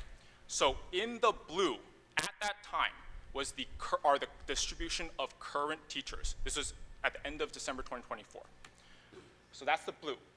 And what it shows is the distribution of current teachers by their tenure in the district, how many years they've been in a district. In the orange is the number of resignations that happened from that level, right? So at the time, so just to be clear, at the time we had 223 teachers, which is all the blue. The orange is just the resignations that happened beforehand. The orange is not part of the blue, right? The resignations happened, and the blue is what we had at the time. Now, what I found from June 2021 through December 2024 was that 99 teachers resigned. Right, we're not talking about retired, et cetera. We're talking about 99 teachers resigned. And what I found was that 47 of those 99 teachers were in years 0 through 4 in the district. They were new to the district. So almost half of the teachers who resigned during that period were new to the district. All right? About 30% of the teachers who resigned were 5 to 9 years in the district. And when we talk about our most veteran teachers, it was about 20 or so percent, right? So either, here you go, 12, right? 7 or 4 resigned from the most veteran ranks of our teachers during that time. So this was one of those things where it was really helpful for me to see that really what we were like the big chunk of the teachers that we were losing during that period, right, was from resignations, was teachers that were newer to the district, all right? And if you'll see right there, it's not proportional to what our actual teaching force is, right? Because you'll see we have a good number of teachers that were here for 20 plus years, and each of those orange and green bars aren't proportional to each other. In fact, it seems like a disproportionate amount of teachers from 0 to 4 had resigned.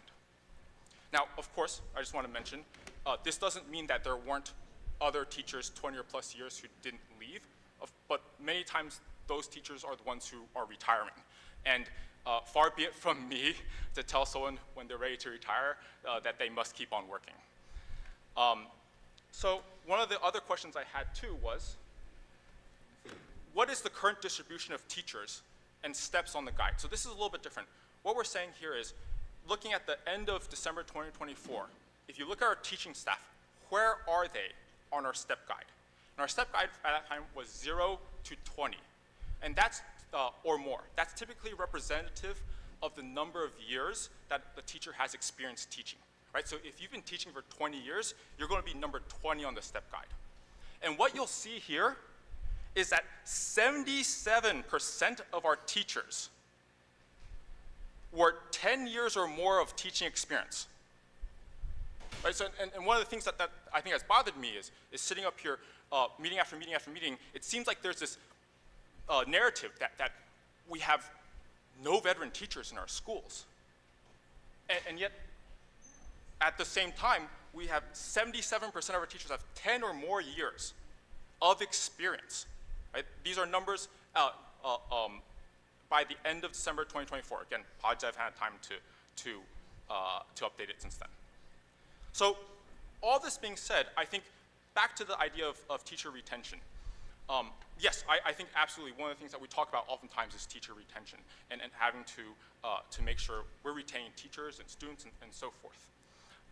And knowing that a disproportionate number of our young, newer teachers are leaving our district, right? I'm really glad, I'm really happy to see, part of what we did as a board negotiating with the CEA over the last contract was to significantly boost the starting salary of new teachers within our district. Right? So what we see here, this is a slide that I presented last board meeting, is that by 2026-27, the starting salary for a brand new, fresh teacher, right, with a bachelor's in Collingswood will be higher than the starting salary of surrounding school districts like Audubon, like Haddon Township, like Haddonfield. Right? And so right here, the question of what have we been doing to try to maintain and retain teachers? We've seen that over the last 3-4 years, a disproportionate number of our newer teachers have resigned. And in partnership with the CEA and discussions and negotiations with CEA, we were able to raise the starting salary for our newest teachers so that by the end of the next school year, we will have one of the highest starting salaries in this area. I'm really proud of that. I'm really proud that the board has passed that. And there's always more work to be done in terms of making sure we keep and attract the best and the brightest. But those are tangible steps about how we are doing that as a board. I also just wanted to really quickly draw attention to part of the superintendent's report, which was about the school culture and climate survey, which I also think will give us some good data about what's going on in our schools. And I do think, just to reiterate that this is a topic of utmost importance to the board. Most of us are also parents in the district and have a vested interest in maintaining continuity for our kids and for all of your kids. So it is very much on our radar. That survey, we will all, I know, be really looking forward to seeing what data comes out of that so we can start paying some attention, more attention with data to what's going on in our schools. Roger, can I, sorry, do you mind if I ask? I think it's, I really appreciate, oh, sorry, sure you're not. Yeah, well, if you don't mind, I want to finish up. No, go ahead, questions never here. mind. So there were a couple other questions, now kind of shifting gears related to Good Shepherd. One was whether or not we would be able to do major work to the building, and the answer is no, right? Some of the major work about the building is electrical and so forth, and there's a hefty price to doing some of the major work that the Department of Education would require for us to be able to use it as a school building. And so no, that is absolutely not within our budget. We don't have the capital reserve for that, right? And so that's one of those things where we need to explore all options, and one of them is looking at strategically timing another referendum in the future when the bond, when our current 2005 referendum falls off the books, so that we can do this with, again, minimal tax impact is what we're aiming for. And I think there was also another statement about whether the Good Shepherd and its age, and very just qualitatively, just at the surface level, Good Shepherd as a building, yeah, it's not a brand new building that was built 2 years ago, right? But it is it's much newer than many of our new schools, and because it was built in newer, more recent decade, the bones and the structure of that building are in good shape and are really well situated for us to renovate it and have it meet the modern needs of our modern students, right? Like, it has an indoor gym, which none of our elementary schools currently have, right? Just to give you an idea of how this is different, right? Yes, Good Shepherd is not 2 years old, right? But it is significantly newer, and that matters in terms of floor out. Again, to give you an example of why that's really important, and is this building is not the same as buildings that, for example, we have that are so old that there were separate boys and girls entrances, right? Like, there are massive differences there in terms of the layout, right? And a lot of our professionals, our excellent buildings and grounds folks, have gone through and said, this building has great bones. We put a lot of work into it. It can serve our students really well for decades, right? And knowing that we have to be fiscally responsible, that the tax impact is really important. Why, like having these bones already set will allow us to provide a completely newly renovated school building at a much lower cost than what we would have to do if we built a brand new building from scratch. And so this is also part of making sure that we are keeping an ear to and keeping an eye towards minimizing a tax impact while trying to address our school buildings.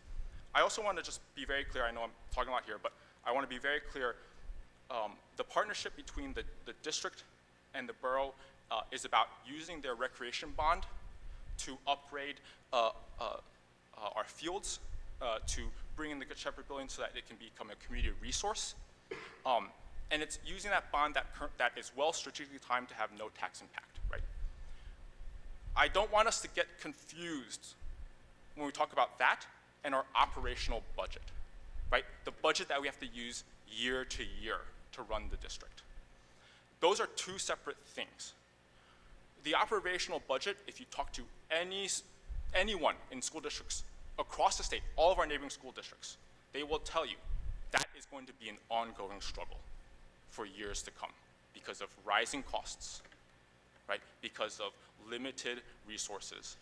And what we have to do, and what I think this whole board is dedicated to doing, is figuring out the best way we can continue to provide the year-to-year services to our kids as best as we can and do as most as we can with what we have, right? While finding as many alternative grants or whatever else to bolster that, right? But I don't want us to confuse that discussion with this discussion of there is a separate source of resources that the borough has strategically timed to allow us to do some of these upgrades to meet the needs of our community, our kids. And we should not confuse that discussion with our discussion, which will be a difficult discussion about our operating costs year to year. So with that, knowing that we've gone for a while now, I would like to move on to the next section in our agenda. Moving on to section 10, business section 10, business administrator, board secretary report. Ms. Coleman. All right. Item 10.01 is your August 2025 monthly budget transfer report. Item 10.02 is your August financial statements. 10.03 is your student activity cash report. I don't have a 10.04. I don't have food service financial statement for the month of September yet because it's still September. So next month you'll have it. 10.05 is a listing of the purchase orders that were issued in September. And 10.06 is a listing of the warrants that will be paid tomorrow morning pending approval this evening. That's it.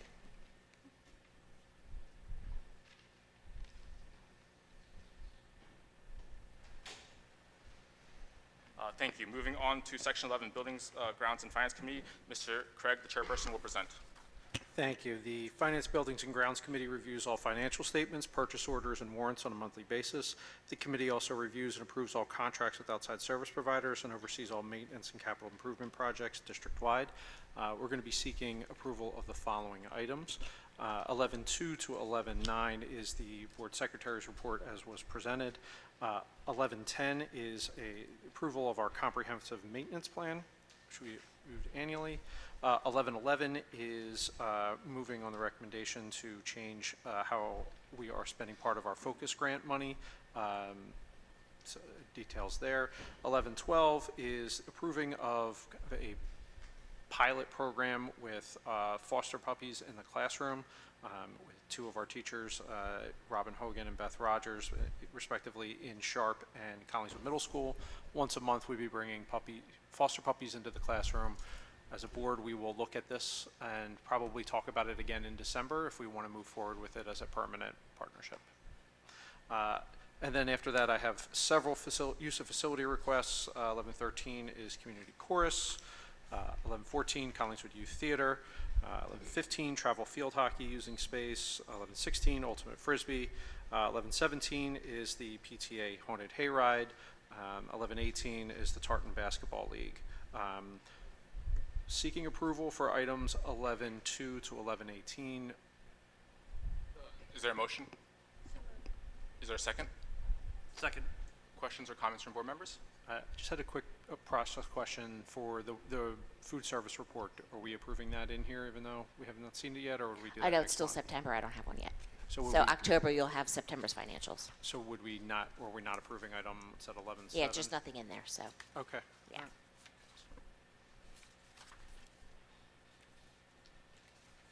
Okay. Seeing as there are no questions or comments from board members, roll call please, Ms. Coleman. Mr. Craig? Yes. Mrs. Devine? Yes. Mrs. Mikulski? Yes. Mrs. Seltzer? Yes. Mrs. Sherman? Yes. Mrs. Z? Yes. Mr. Dulkus? Yes. Mr. Chu? Yes, except item 11.16 where I recuse myself.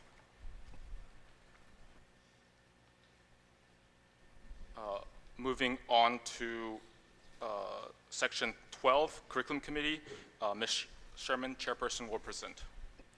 The Curriculum Committee oversees and approves the district curriculum and assessment programs, as well as field trips, home instruction, co-curricular programs, and school calendar. Seeking approval for the following items. First, item 12.02 is a brief presentation or update on curricular projects. I'll kick it to her. Good evening, everyone. Thank you for coming out tonight. I'm going to give a quick update on our elementary K through 5 literacy pilots as part of our multi-year transition to a more full implementation of science of reading best practices. And so I just wanted to acknowledge tonight the group of teachers who are currently implementing this work in our classrooms right now. Just call out their names because I know that in the midst of a busy start of the school year, taking on this work is time-consuming, and they're putting a ton of effort and thoughtfulness into learning a new curricular program as part of our pilot implementation year here. And so every school, as you perhaps heard me share before at board meetings, every school, every elementary school is participating in our K through 5 literacy pilot program, either using our HMH Into Reading pilot or the Benchmark Advanced system. These are our two finalists that have been winnowed down from a larger group of about 8 or 10 initial considerations. Every school is participating with representation from every grade level. So we're putting this in front of students who are gifted and talented, English language learners, students with IEPs and 504 plans, so that we can truly determine the best fit for our schools going forward. And so I would love to just quickly but importantly shout out the following staff members who are in this work right now, trying this out in their classrooms so that we can determine if this is a commitment we want to make in the future here. So Chrissy Davis, Nicole Negri, Megan Olson, Lauren Nixon, Lisa D'Amici, Robin Hogan, Casey McKenna, Sue Miller, Rachel Gerner, Sam Nash, Kim Gaffis, often joined by our interventionists, Caitlin Suters, Heather Murray, Kim Pham, Linda Feely.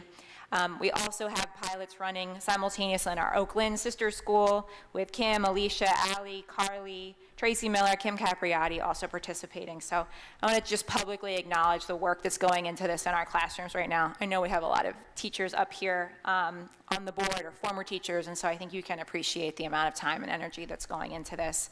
That was initially spearheaded by Dave Oliveri last year and is now being led by Miss Eileen Mahady. So we are rolling with this and full speed ahead, and I look forward to giving further updates in the future.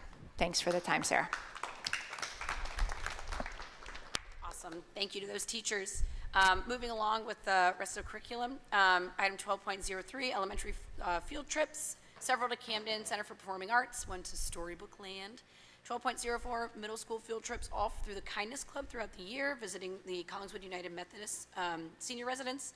12.05, high school field trips. We have several different trips up for approval, including for choir, the 9 through 12 life skills program, student council, and 12th grade class to West Deptford Career Council College Fair.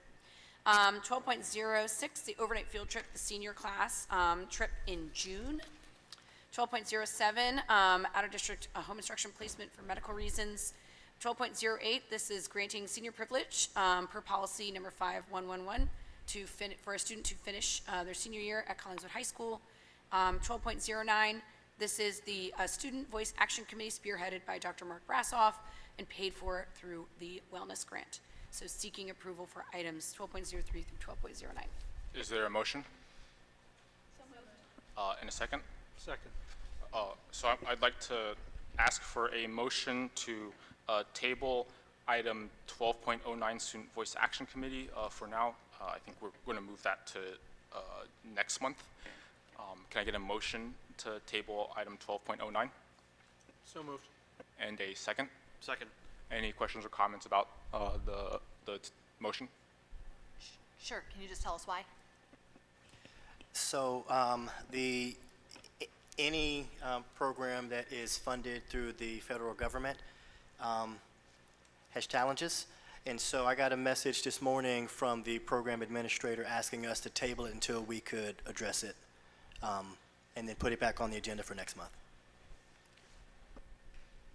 Any other questions about the motion to table 12.09?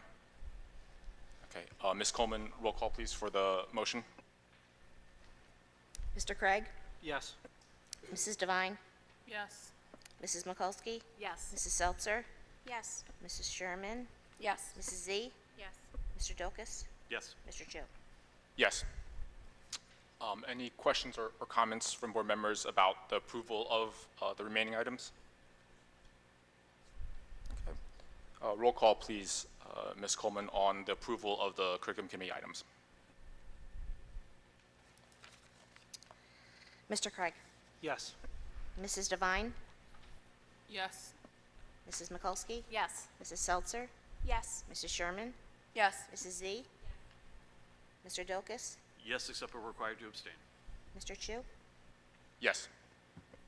Moving on to section 13, Personnel Committee. Dr. Seltzer, chairperson, will present. Thank you. The Personnel Committee reviews all recommendations for teaching and staff employment, considers co-curricular employment, and considers all professional develop opportunities for staff members. And tonight I'm seeking approval for the following items. 13.02, we have a retirement, and we thank Ms. Jenka very, very much for her longstanding service to the district. 13.03, we have a resignation. We also thank Ms. Giordano for her service. 13.04 is a rescinded contract. 13.05 is a termination. 13.06 to 13.08 are revised contracts for a number of reasons. You can see the details. 13.09 is a voluntary preschool transfer. 1310 to 1313 are a variety of leaves. 1314 to 13.17 are approving contracts for several teachers.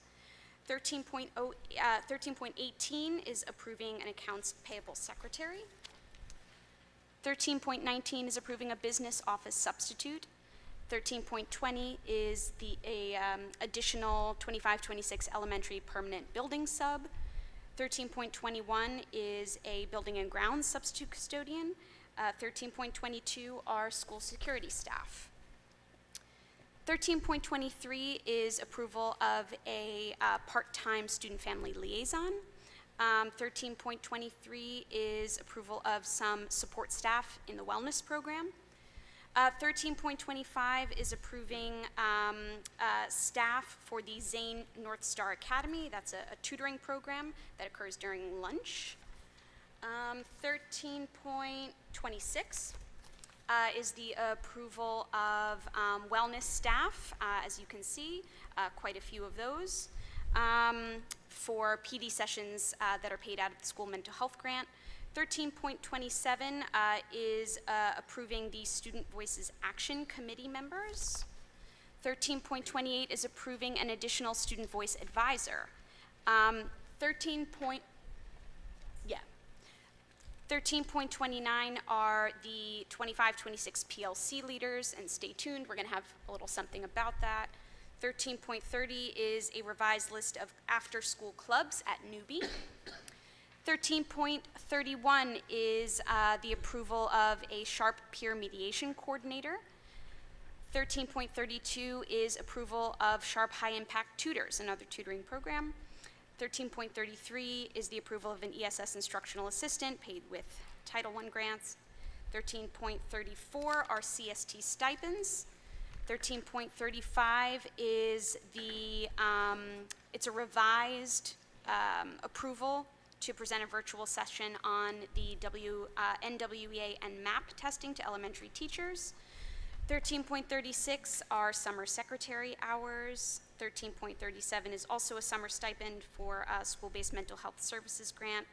13.38 to 13.40 are a number of stipend, high school non-athletic, high school athletic, middle school athletic.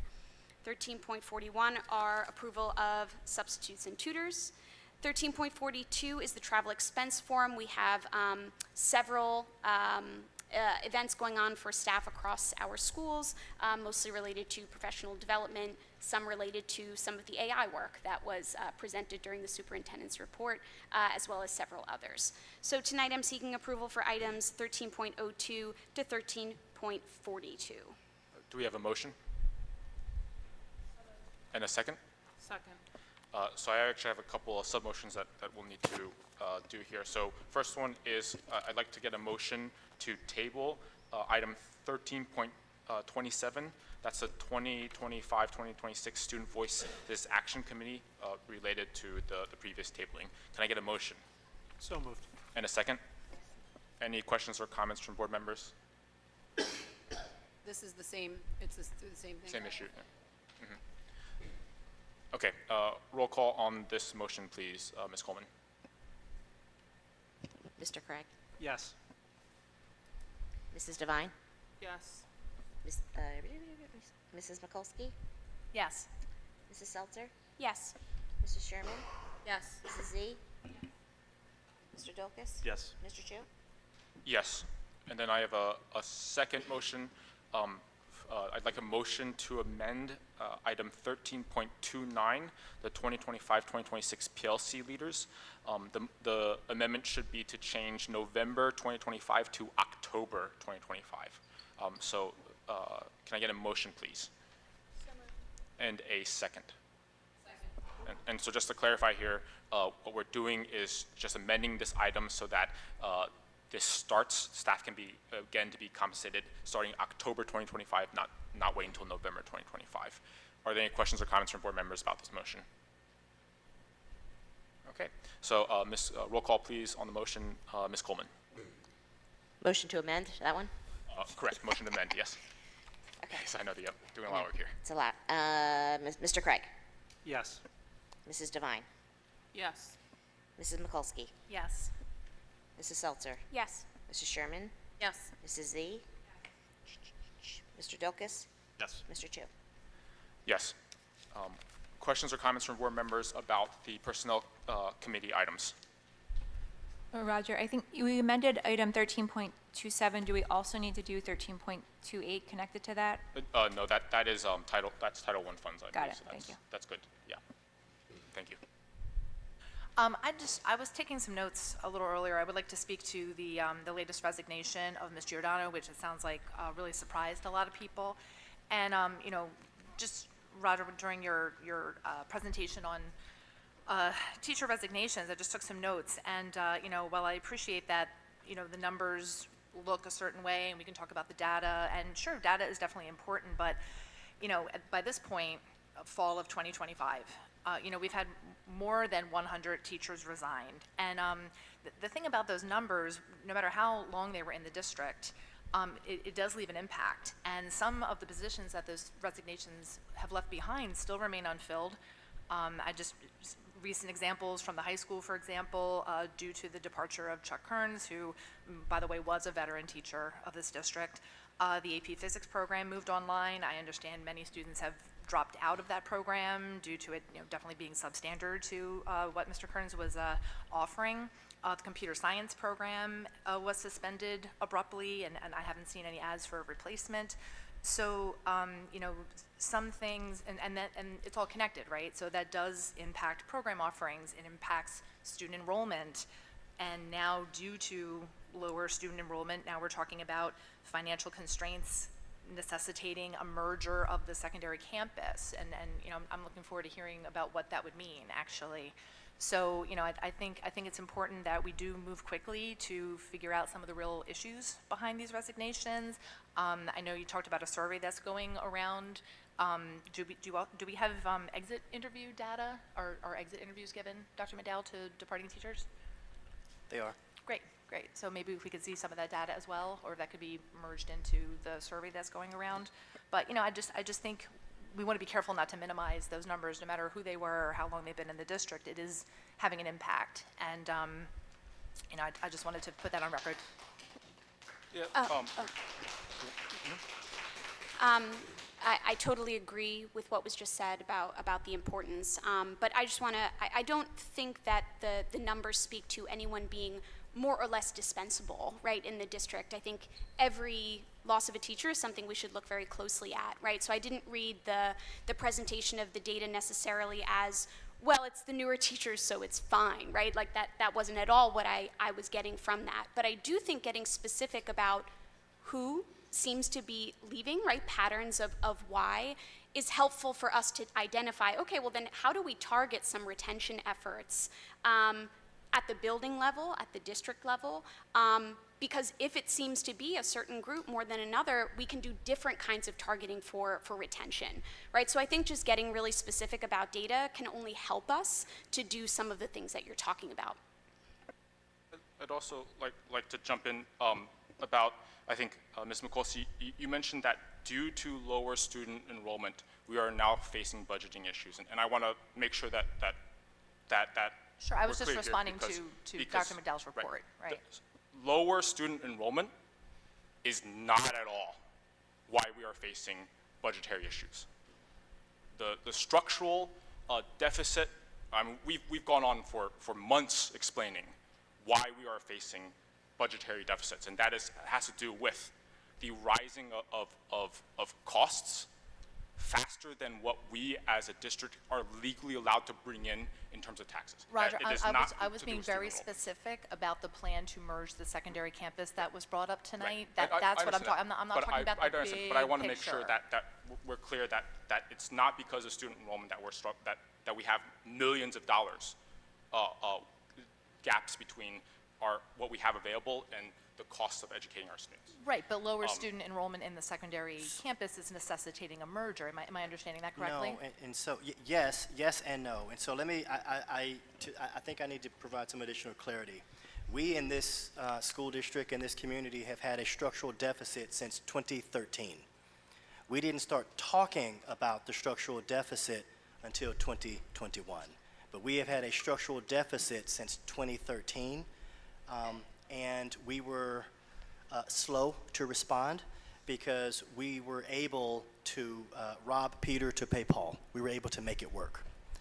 Post-pandemic, the rising inflationary costs are simply unsustainable. And so if we needed to float $500,000 to $1 million, we could have done that pre-pandemic, simply not possible post-pandemic. And what we're seeing now are inflationary costs that we have never experienced.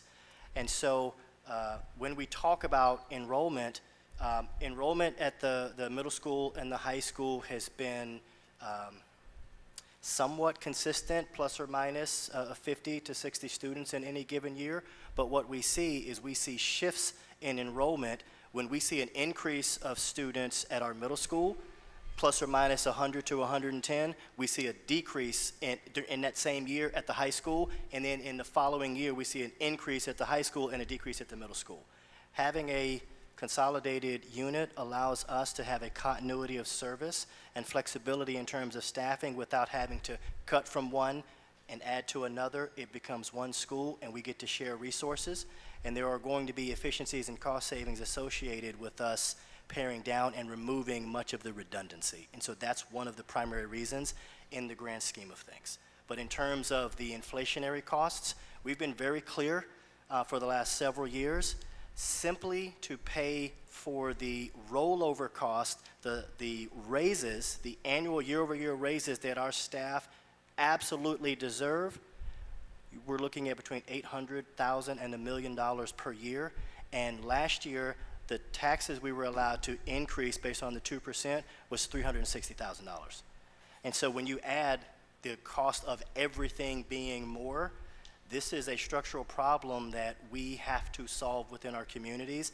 It is encouraging that borough leadership wants to partner with us in terms of additional shared service opportunities, because when we save on one side, it makes it much easier in order to provide support on the other. And so we're one community, we have one goal, and that's to provide services to the students, the families, the residents, and the taxpayers of Collingswood. When you say, thank you, Dr. McDowell, when you say redundancy, would that mean the cutting of redundant maybe staff members, programming, or, you know? It's premature to start having that level of discussion, and so hence the reason why we will have students, family members, teachers at the design table, because we need to figure out how to build new based on the demand coming from our students. You referenced one of the programs that went away. Student voice is what we have been talking about for many years, but we weren't practicing. And so one of the reasons why some of our programs have gone away is because students didn't select them. They selected other things. And so when you have extremely low enrollment in a program, but high enrollment in another program, we've been investing where students are asking us to invest in. You know, one of, I think, the struggles that we all have to grapple with is that the reality, even though I don't think any of us want this to be reality, is that there is only so much of a pie. There are only so many resources. And our job, I would say, I see our job as a board and as district leadership is to figure out how to meet as many needs as possible and as best as possible with the limited amount that we have in terms of resources, right? One decision, one place means a trade-off in another place. These are painful, painstaking trade-offs, right, that I know from having worked with Ms. Coleman and Dr. McDowell are not taken lightly by anyone in the district, right? But we have to do them, because if we want our district to continue into the future, we have to be clear-eyed in terms of making these decisions so that we can provide as much as possible. One of the struggles I think I've had a lot personally is that I've struggled with what I feel like I hear, which is an idea that nothing should ever change. No, nothing at all should ever change. The teachers we have today, they should be the teachers we have for the next 30 years. The things that we have today should be the things that we have, the ways that they are now, they should never, ever change. And the reality is we cannot, that times are changing. Our fiscal reality is changing. The needs of our kids are changing. All those things are changing. And we have to very thoughtfully change and update and move our district along, right? Otherwise, we'll never be able to get a place where we have new fields for our students, where our students can see, our student athletes, our student musicians, our students in general can see, oh, look, the community is investing in us, right? Change is difficult, but I think it's necessary. And again, that's our job as a district to be very thoughtful about how we do that so that we can make sure that our district can stay financially solvent and continue to serve the kids as best as possible. Again, given the real reality of there is a fixed amount of resources to go around. Ms. McCulsey? Yeah, so Ms. I just have a question going back to exit interviews and data. So I did ask, weirdly enough, I asked this question last week of does the personnel committee review exit interview data emails, anything, and it doesn't seem like the board has eyes on any of that information. So I guess it would be helpful to understand why, or maybe that process, because I don't know how we would attempt to, help teacher retention if we don't ever see that data. Yeah, so a couple of things there. The personnel committee at times has gone over exit interview data, so that's something that does happen on our personnel committee. There's also, this is also a really tricky spot that I totally understand, I think, the struggles with. One of the things is, for example, board members, for example, like, we have to understand, and I know you do, that we don't run the schools, and I'm just letting the public know, right? We don't run the schools. Ethically, we're bound. We can't not run the schools. We oversee, we don't run. What that means, for example, is we can't, like, ethically, legally, say, sit in on interviews for staff, right? Same with, same with, right, and that's similar issues with exit interviews, right? Because we do not administrate the school. So I think one of those pieces there is, yeah, we do review exit interview data at times in the personnel committee, but also I definitely understand that tension of, I think all of us as a board want to do more, but we have to understand that as our, like, we have our role and we have to adhere to our role, and that's one of the challenges. I totally feel that, absolutely. So I guess I just wanted to chime in that I believe at our retreat we even talked about wanting to get culture and climate not just for students and families and our teachers, right? Because that full picture is something we want to be measured about. And so I think the presentation is one of many constellation of data points we need to account for, and appreciate retention is critical to just knowledge, and even the cost of bringing in someone new is far greater than supporting those who are here and who have invested in this community. And so we are making the steps to do this survey to help us have the footing from an objective survey to have a discussion around this. I don't think any of this conversation is intended or data presented just to say it's either or. We do need to figure out what the and is and how we will proceed in moving in that direction. So I believe we've created the intention to move in that direction, and we'll articulate kind of this is what we've heard from everyone, so we can have a point of view, a clearer point of view than the list of resignations, like that isn't a clear enough point of view to help us figure out what our next steps should and will be. So that's what I landed with from our discussion, and look forward to seeing what that data brings forward. And I also just want to, I know we talked about it in August, so this was a while ago, but that is actually an explicit board goal, right? A board goal we set together over the summer when we met collaboratively to come up with our goals was specifically related to teacher retention, but also to the implementation of getting baseline data on school culture and climate. So really happy to hear about that happening also so quickly into the school year, because it is very in line with what we decided as a community was our goal. So that survey, that data will be something that we can review. Okay, thank you. That's the overall goal is what I was trying to get to, so thank you. And I think I'll just add on, because I've been a big fan of this tool for a while now. It was funded by the New Jersey Department of Education, and part of the cool parts about it is that there's a whole like online platform that already helps you kind of like break it down and analyze it for you. So it really helps in terms of being able to look at it without having as much capacity. Right.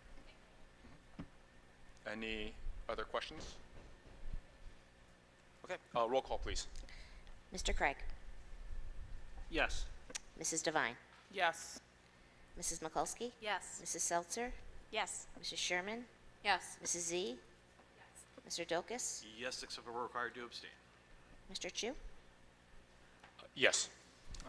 Moving on to section 14, Culture, Climate, and Policy Committee. Ms. Maya, the chairperson, is not here today, so I will present. So the Policy and Regulations, Culture, Climate, and Policy Committee reviews all updates and changes of district policies and regulations. We have 4 policies up for first reading. I do believe they're all mandatory. So one is for board member election appointment, revision, notification of promotion, new job and transfer opportunities, special education Medicaid initiative, so the SEMI program, and then budget preparation.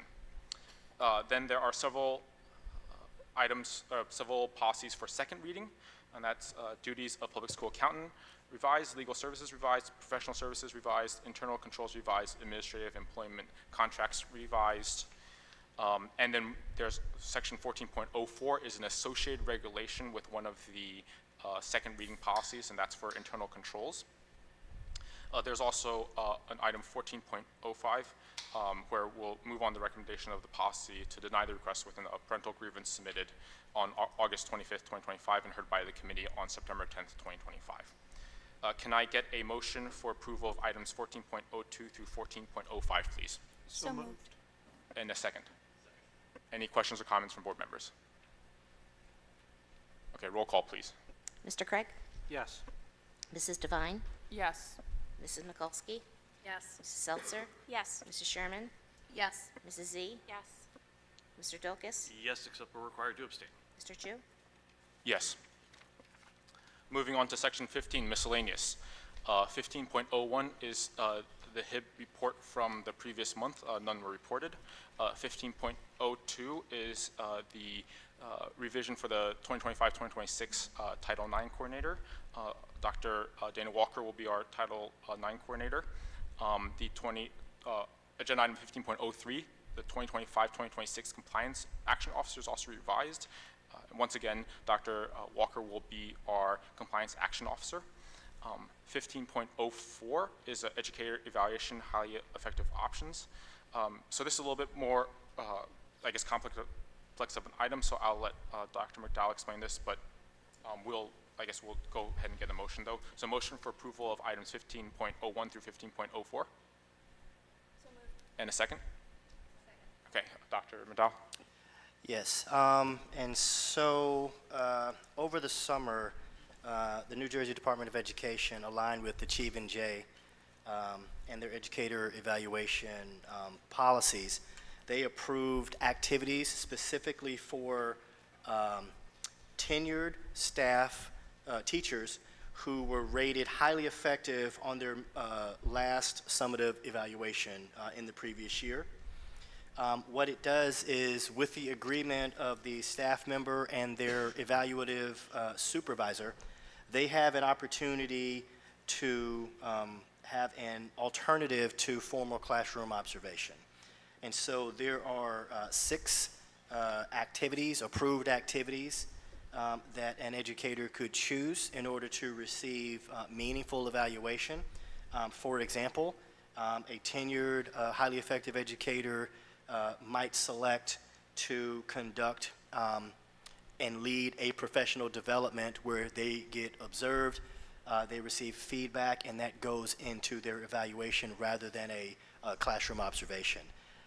And so we are asking for our teachers to have the ability to select this as an option if they choose, and that's what the resolution says. It just provides our highly effective educators options for alternative feedback. Thank you, Dr. McDowell. Any questions or comments from board members? Okay, roll call, please. Mr. Craig? Yes. Mrs. Devine? Yes. Mrs. Mikulski? Yes. Mrs. Seltzer? Yes. Mrs. Sherman? Yes. Mrs. Z? Mr. Dulkis? Yes. Mr. Chu? Yes. Moving on to section 16, our second section for public participation. So this section of public participation is open to all topics, so it doesn't have to be just for the agenda. Again, we'll be actively listening, taking notes, so that we can take all that's being said into consideration, and also we'll take notes and answer any questions at the end of public comments as appropriate. In fairness to all who should speak, there's a strict 3-minute time limit, and also please remember to state your name and address for the record. At this point, the floor is open.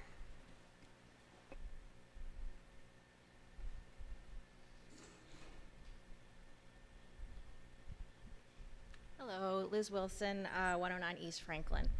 Bear with me, I have a lot to say. I'll do my best to be concise. I'm here to tell you about my niece. She was born at 26 weeks premature. She had severe heart and lung issues as a result. She spent the first year of her life at CHOP. She had to have a trach and a G-tube put in. She had her trach taken out 2 years ago, and it fully closed less than a year ago. She has still has a G-tube and is not able to eat normally, so she receives all of her nutrition through her G-tube. She's always had at-home nursing because of these medical concerns.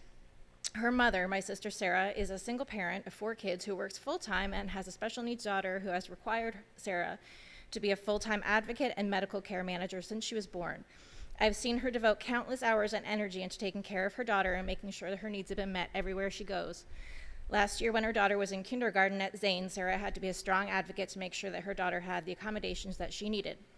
This year, she's in 1st grade at Sharp, or rather, she is supposed to be. The district has decided that she no longer needs her nurse, despite the fact that she has a doctor's order to the contrary.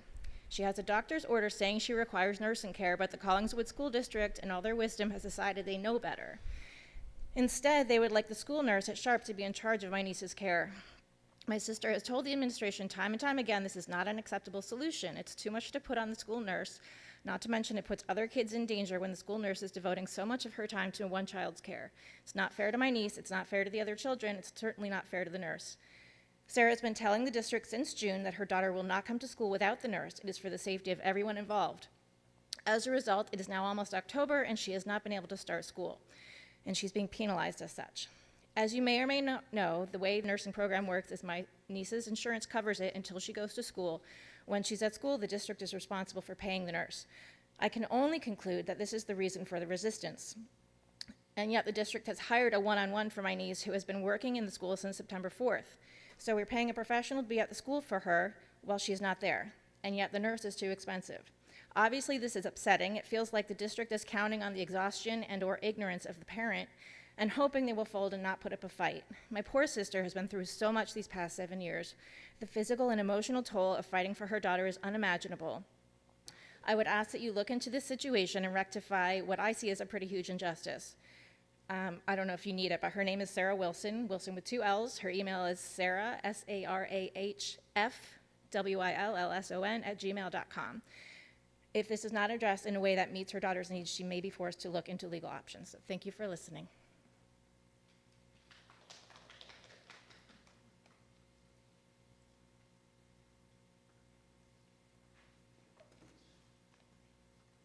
I just want to say that Sorry, can you name Kathy Biter, and address, 6 please? Conard Avenue. You know, the first 3 years when you're in a job, I don't know, you might just not match. Do you know what I mean? Like, you might not match in the community. You might not match with the students and stuff. You might not, match with your coworkers and all. So you have to kind of like make it like a family kind of thing, because I know I worked in a lot of intensive care units, and when intensive care unit opens up their arms to a new nurse, and makes it a family, they don't leave. And so it's kind of like, be kind to the new people, because they're scared, and it's their first job, possibly.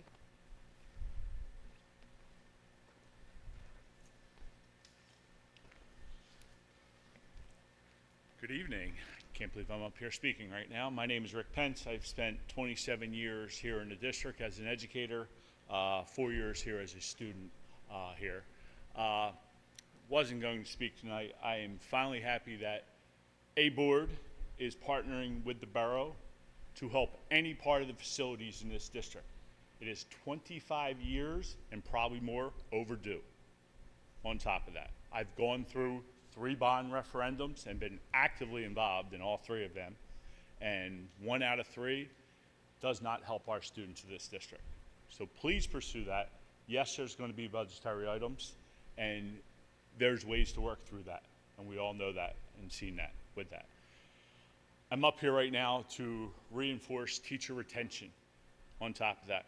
Roger, I appreciate your numbers. Obviously, I have not looked at them. Can't say whether I agree. I'm going to basically go with what your numbers are. It's troubling that almost 50% of our new staff from 0 to 4 years are leaving this district. Because the number one thing when someone walked in this district in my tenure here was, you're never taking a new job. This is the last teaching job you will accept, and you will retire from the Collingswood School District on this. The troubling becomes is, yes, that salary's great, and I think the board and the association did a wonderful job in negotiations for both sides on that. But the troubling point is, in a year from now, Haddonfield will be higher than you. Audubon will be higher than you. So don't rest your laurels on that number. I'm going to guess every exit interview that you've seen from data, the number one reason why someone's left is because of salary. Especially when they're 15 years, 10, 15, 20 years in this district. They have left because salary. That's their number one personal reason. The real reason an educator of 10 years or more has left this district is because of the continuity within these buildings and the arguments back and forth, and that comes from the board to leadership, to school leaders, to the association, to colleagues. Everyone has a part to be blamed in that. I will stress to you, you want to make retention and have better retention, figure out how you're keeping your 10 years to 20-year staff here, because they are the structure of your district. And they will bring along and keep the people from 0 to 4 years here and make them 10 years, 15 and 20 years. 0 to 4, they're updating their resume every single year. No doubt about it. And I would be too if I was in their situation. And a lot of this happens to do because of what's happening at the state. Agreed. Nothing you can do about it sitting here in front of here. But you have to figure out how leadership here takes it down to the school leaders, take it down to colleagues, that the continuity of the buildings becomes stronger, because that's what will keep the people.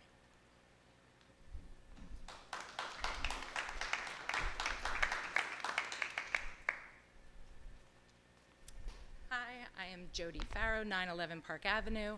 I wanted to speak in follow-up to what Megan said and also what Rick said, that I think piggybacking on what Rick said about the continuity from the leadership down to the teachers, that we also have to understand that that continues down to the students. And again, we have a problem with retaining our 8th graders coming into our high school. And I currently have an 8th grader, and I'm once again deciding what's going to happen. And I really, really, really want to continue to keep my 8th grader here, but I have to tell you, it is extraordinarily difficult when we go to back to school night and we hear from other teachers who are saying that they're having difficulties with getting their supplies. I was in a class with him and we heard a mouthful about, I feel like the district is trying to ruin my program even though I have 150 kids in this program. I'm not getting the supplies that I'm promised, I'm not getting return emails or anything like that. AP Physics is a huge deal that we don't have a teacher for that.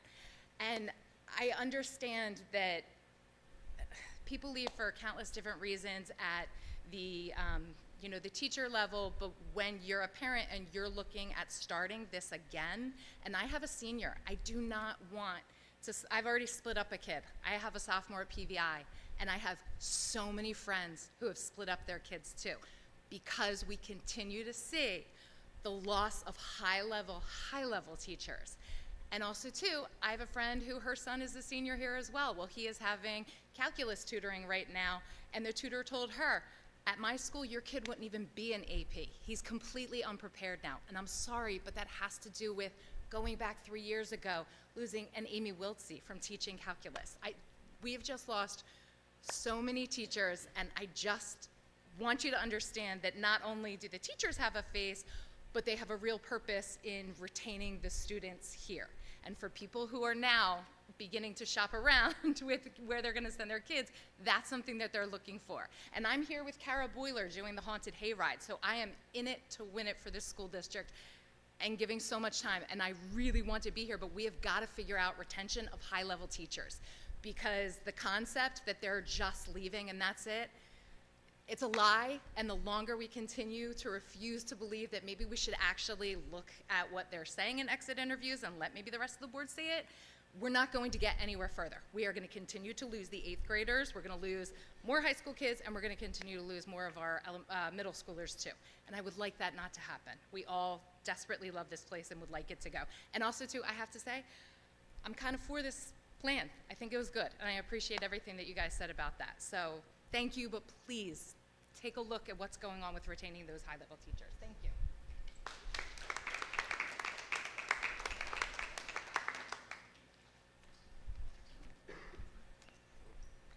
Good evening. I'm Vince Angelucci, or Vincenzo Angelucci. I live at 130 Woodland Terrace in Oak Lynn.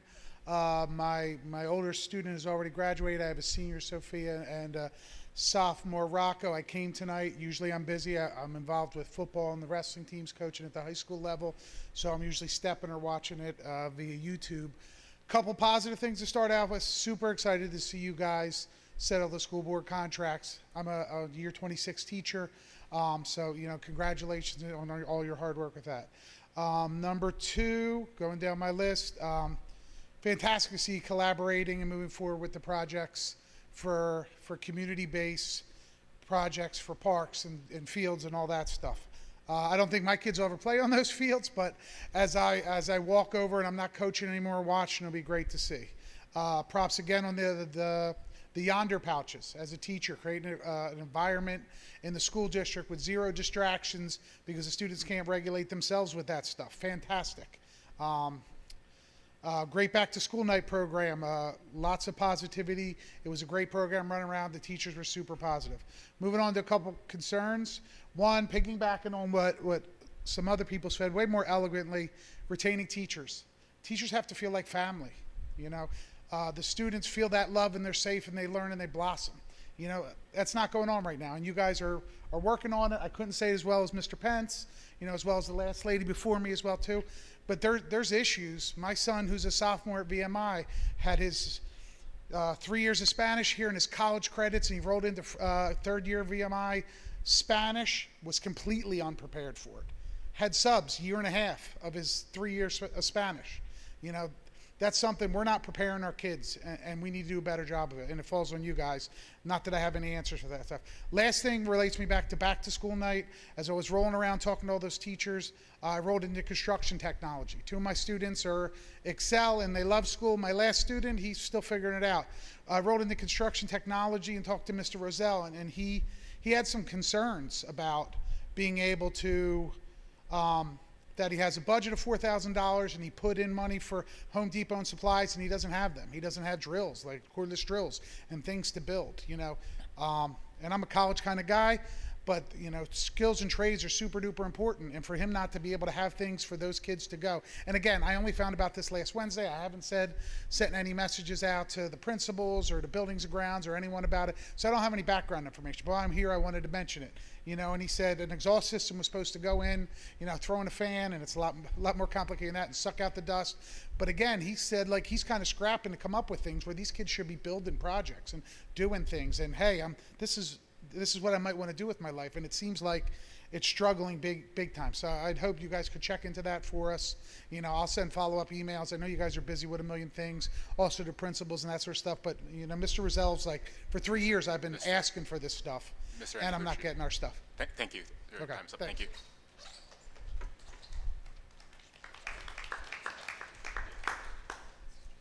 Okay. Seeing as there are no more public comments, I think there are a couple issues brought up. First, I'll let Dr. McDowell address the issue that was just brought up. All right. So thank you, everyone, for providing the feedback. I'm going to speak to the CTE aspect. Former CTE teacher, former CTE principal, former regional superintendent in charge of 9 CTE centers. Sorry, Dr. McDowell, just CTE, Career and Technical Education. So the Career and Technical stuff, Education. Yeah. So related to construction technology, I think that we need to also be very clear. We are not a voc tech school. And some of the requests that you were referring to in the comments are items that we are not cleared in order to provide. Some of the items also include toxic chemicals, and so we're not a voc tech school with the exhaust systems, and safety has to be a priority. This has been an ongoing discussion in terms of facility upgrades needed and potential movement of programs for many, many years. This is not a new concept.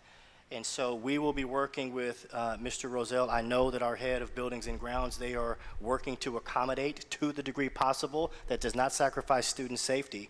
But we will not be operating dangerous equipment without the appropriate safety systems in place. We will not be storing volatile organic compounds in traditional classrooms without sufficient exhaust. It will be an ongoing process in order to be able to strike the balance. We do have a wood shop that does have an exhaust system, and that is available to our construction tech team.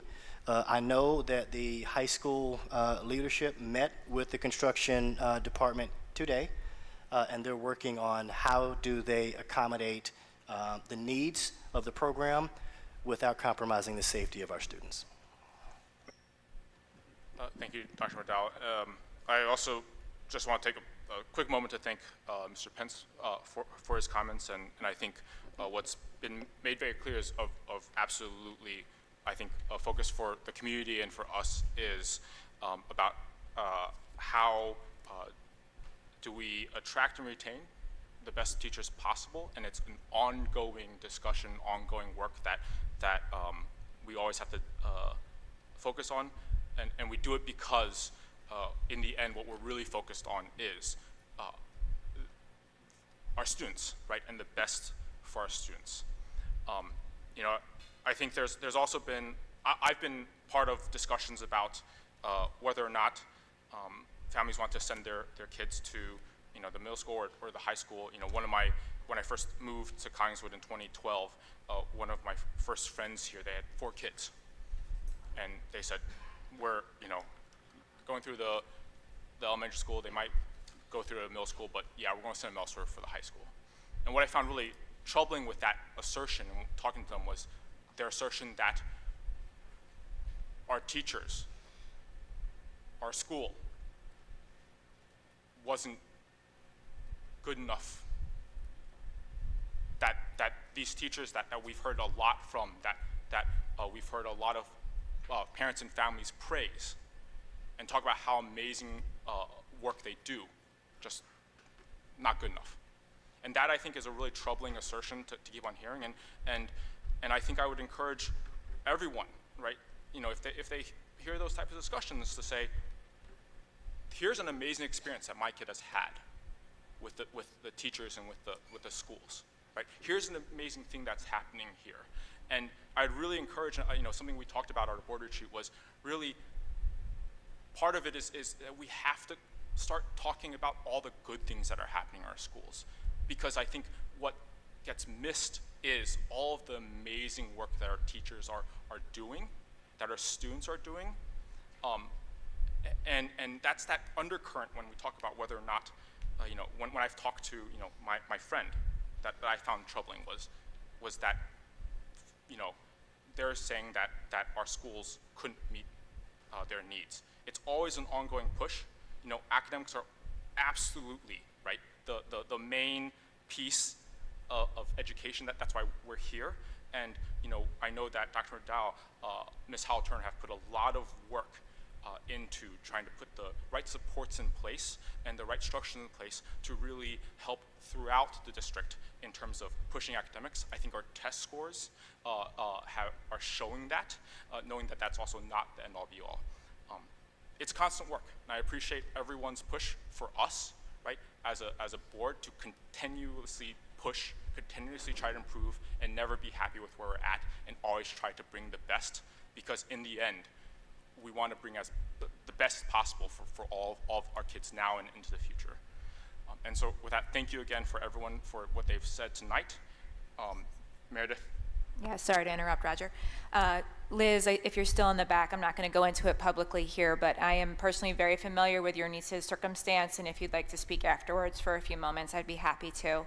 And then second, not to extend the meeting longer, but just to speak to one of the trends tonight regarding teacher retention, without getting into more statistics and a long answer here. As a former elementary school principal, teacher retention was one of the most essential elements of running a successful school. Again, I know we have many teachers up here and former teachers, and so I just want to chime in and say that it continues to be a core component and a core focus of my work in this role as Assistant Superintendent for Curriculum Instruction.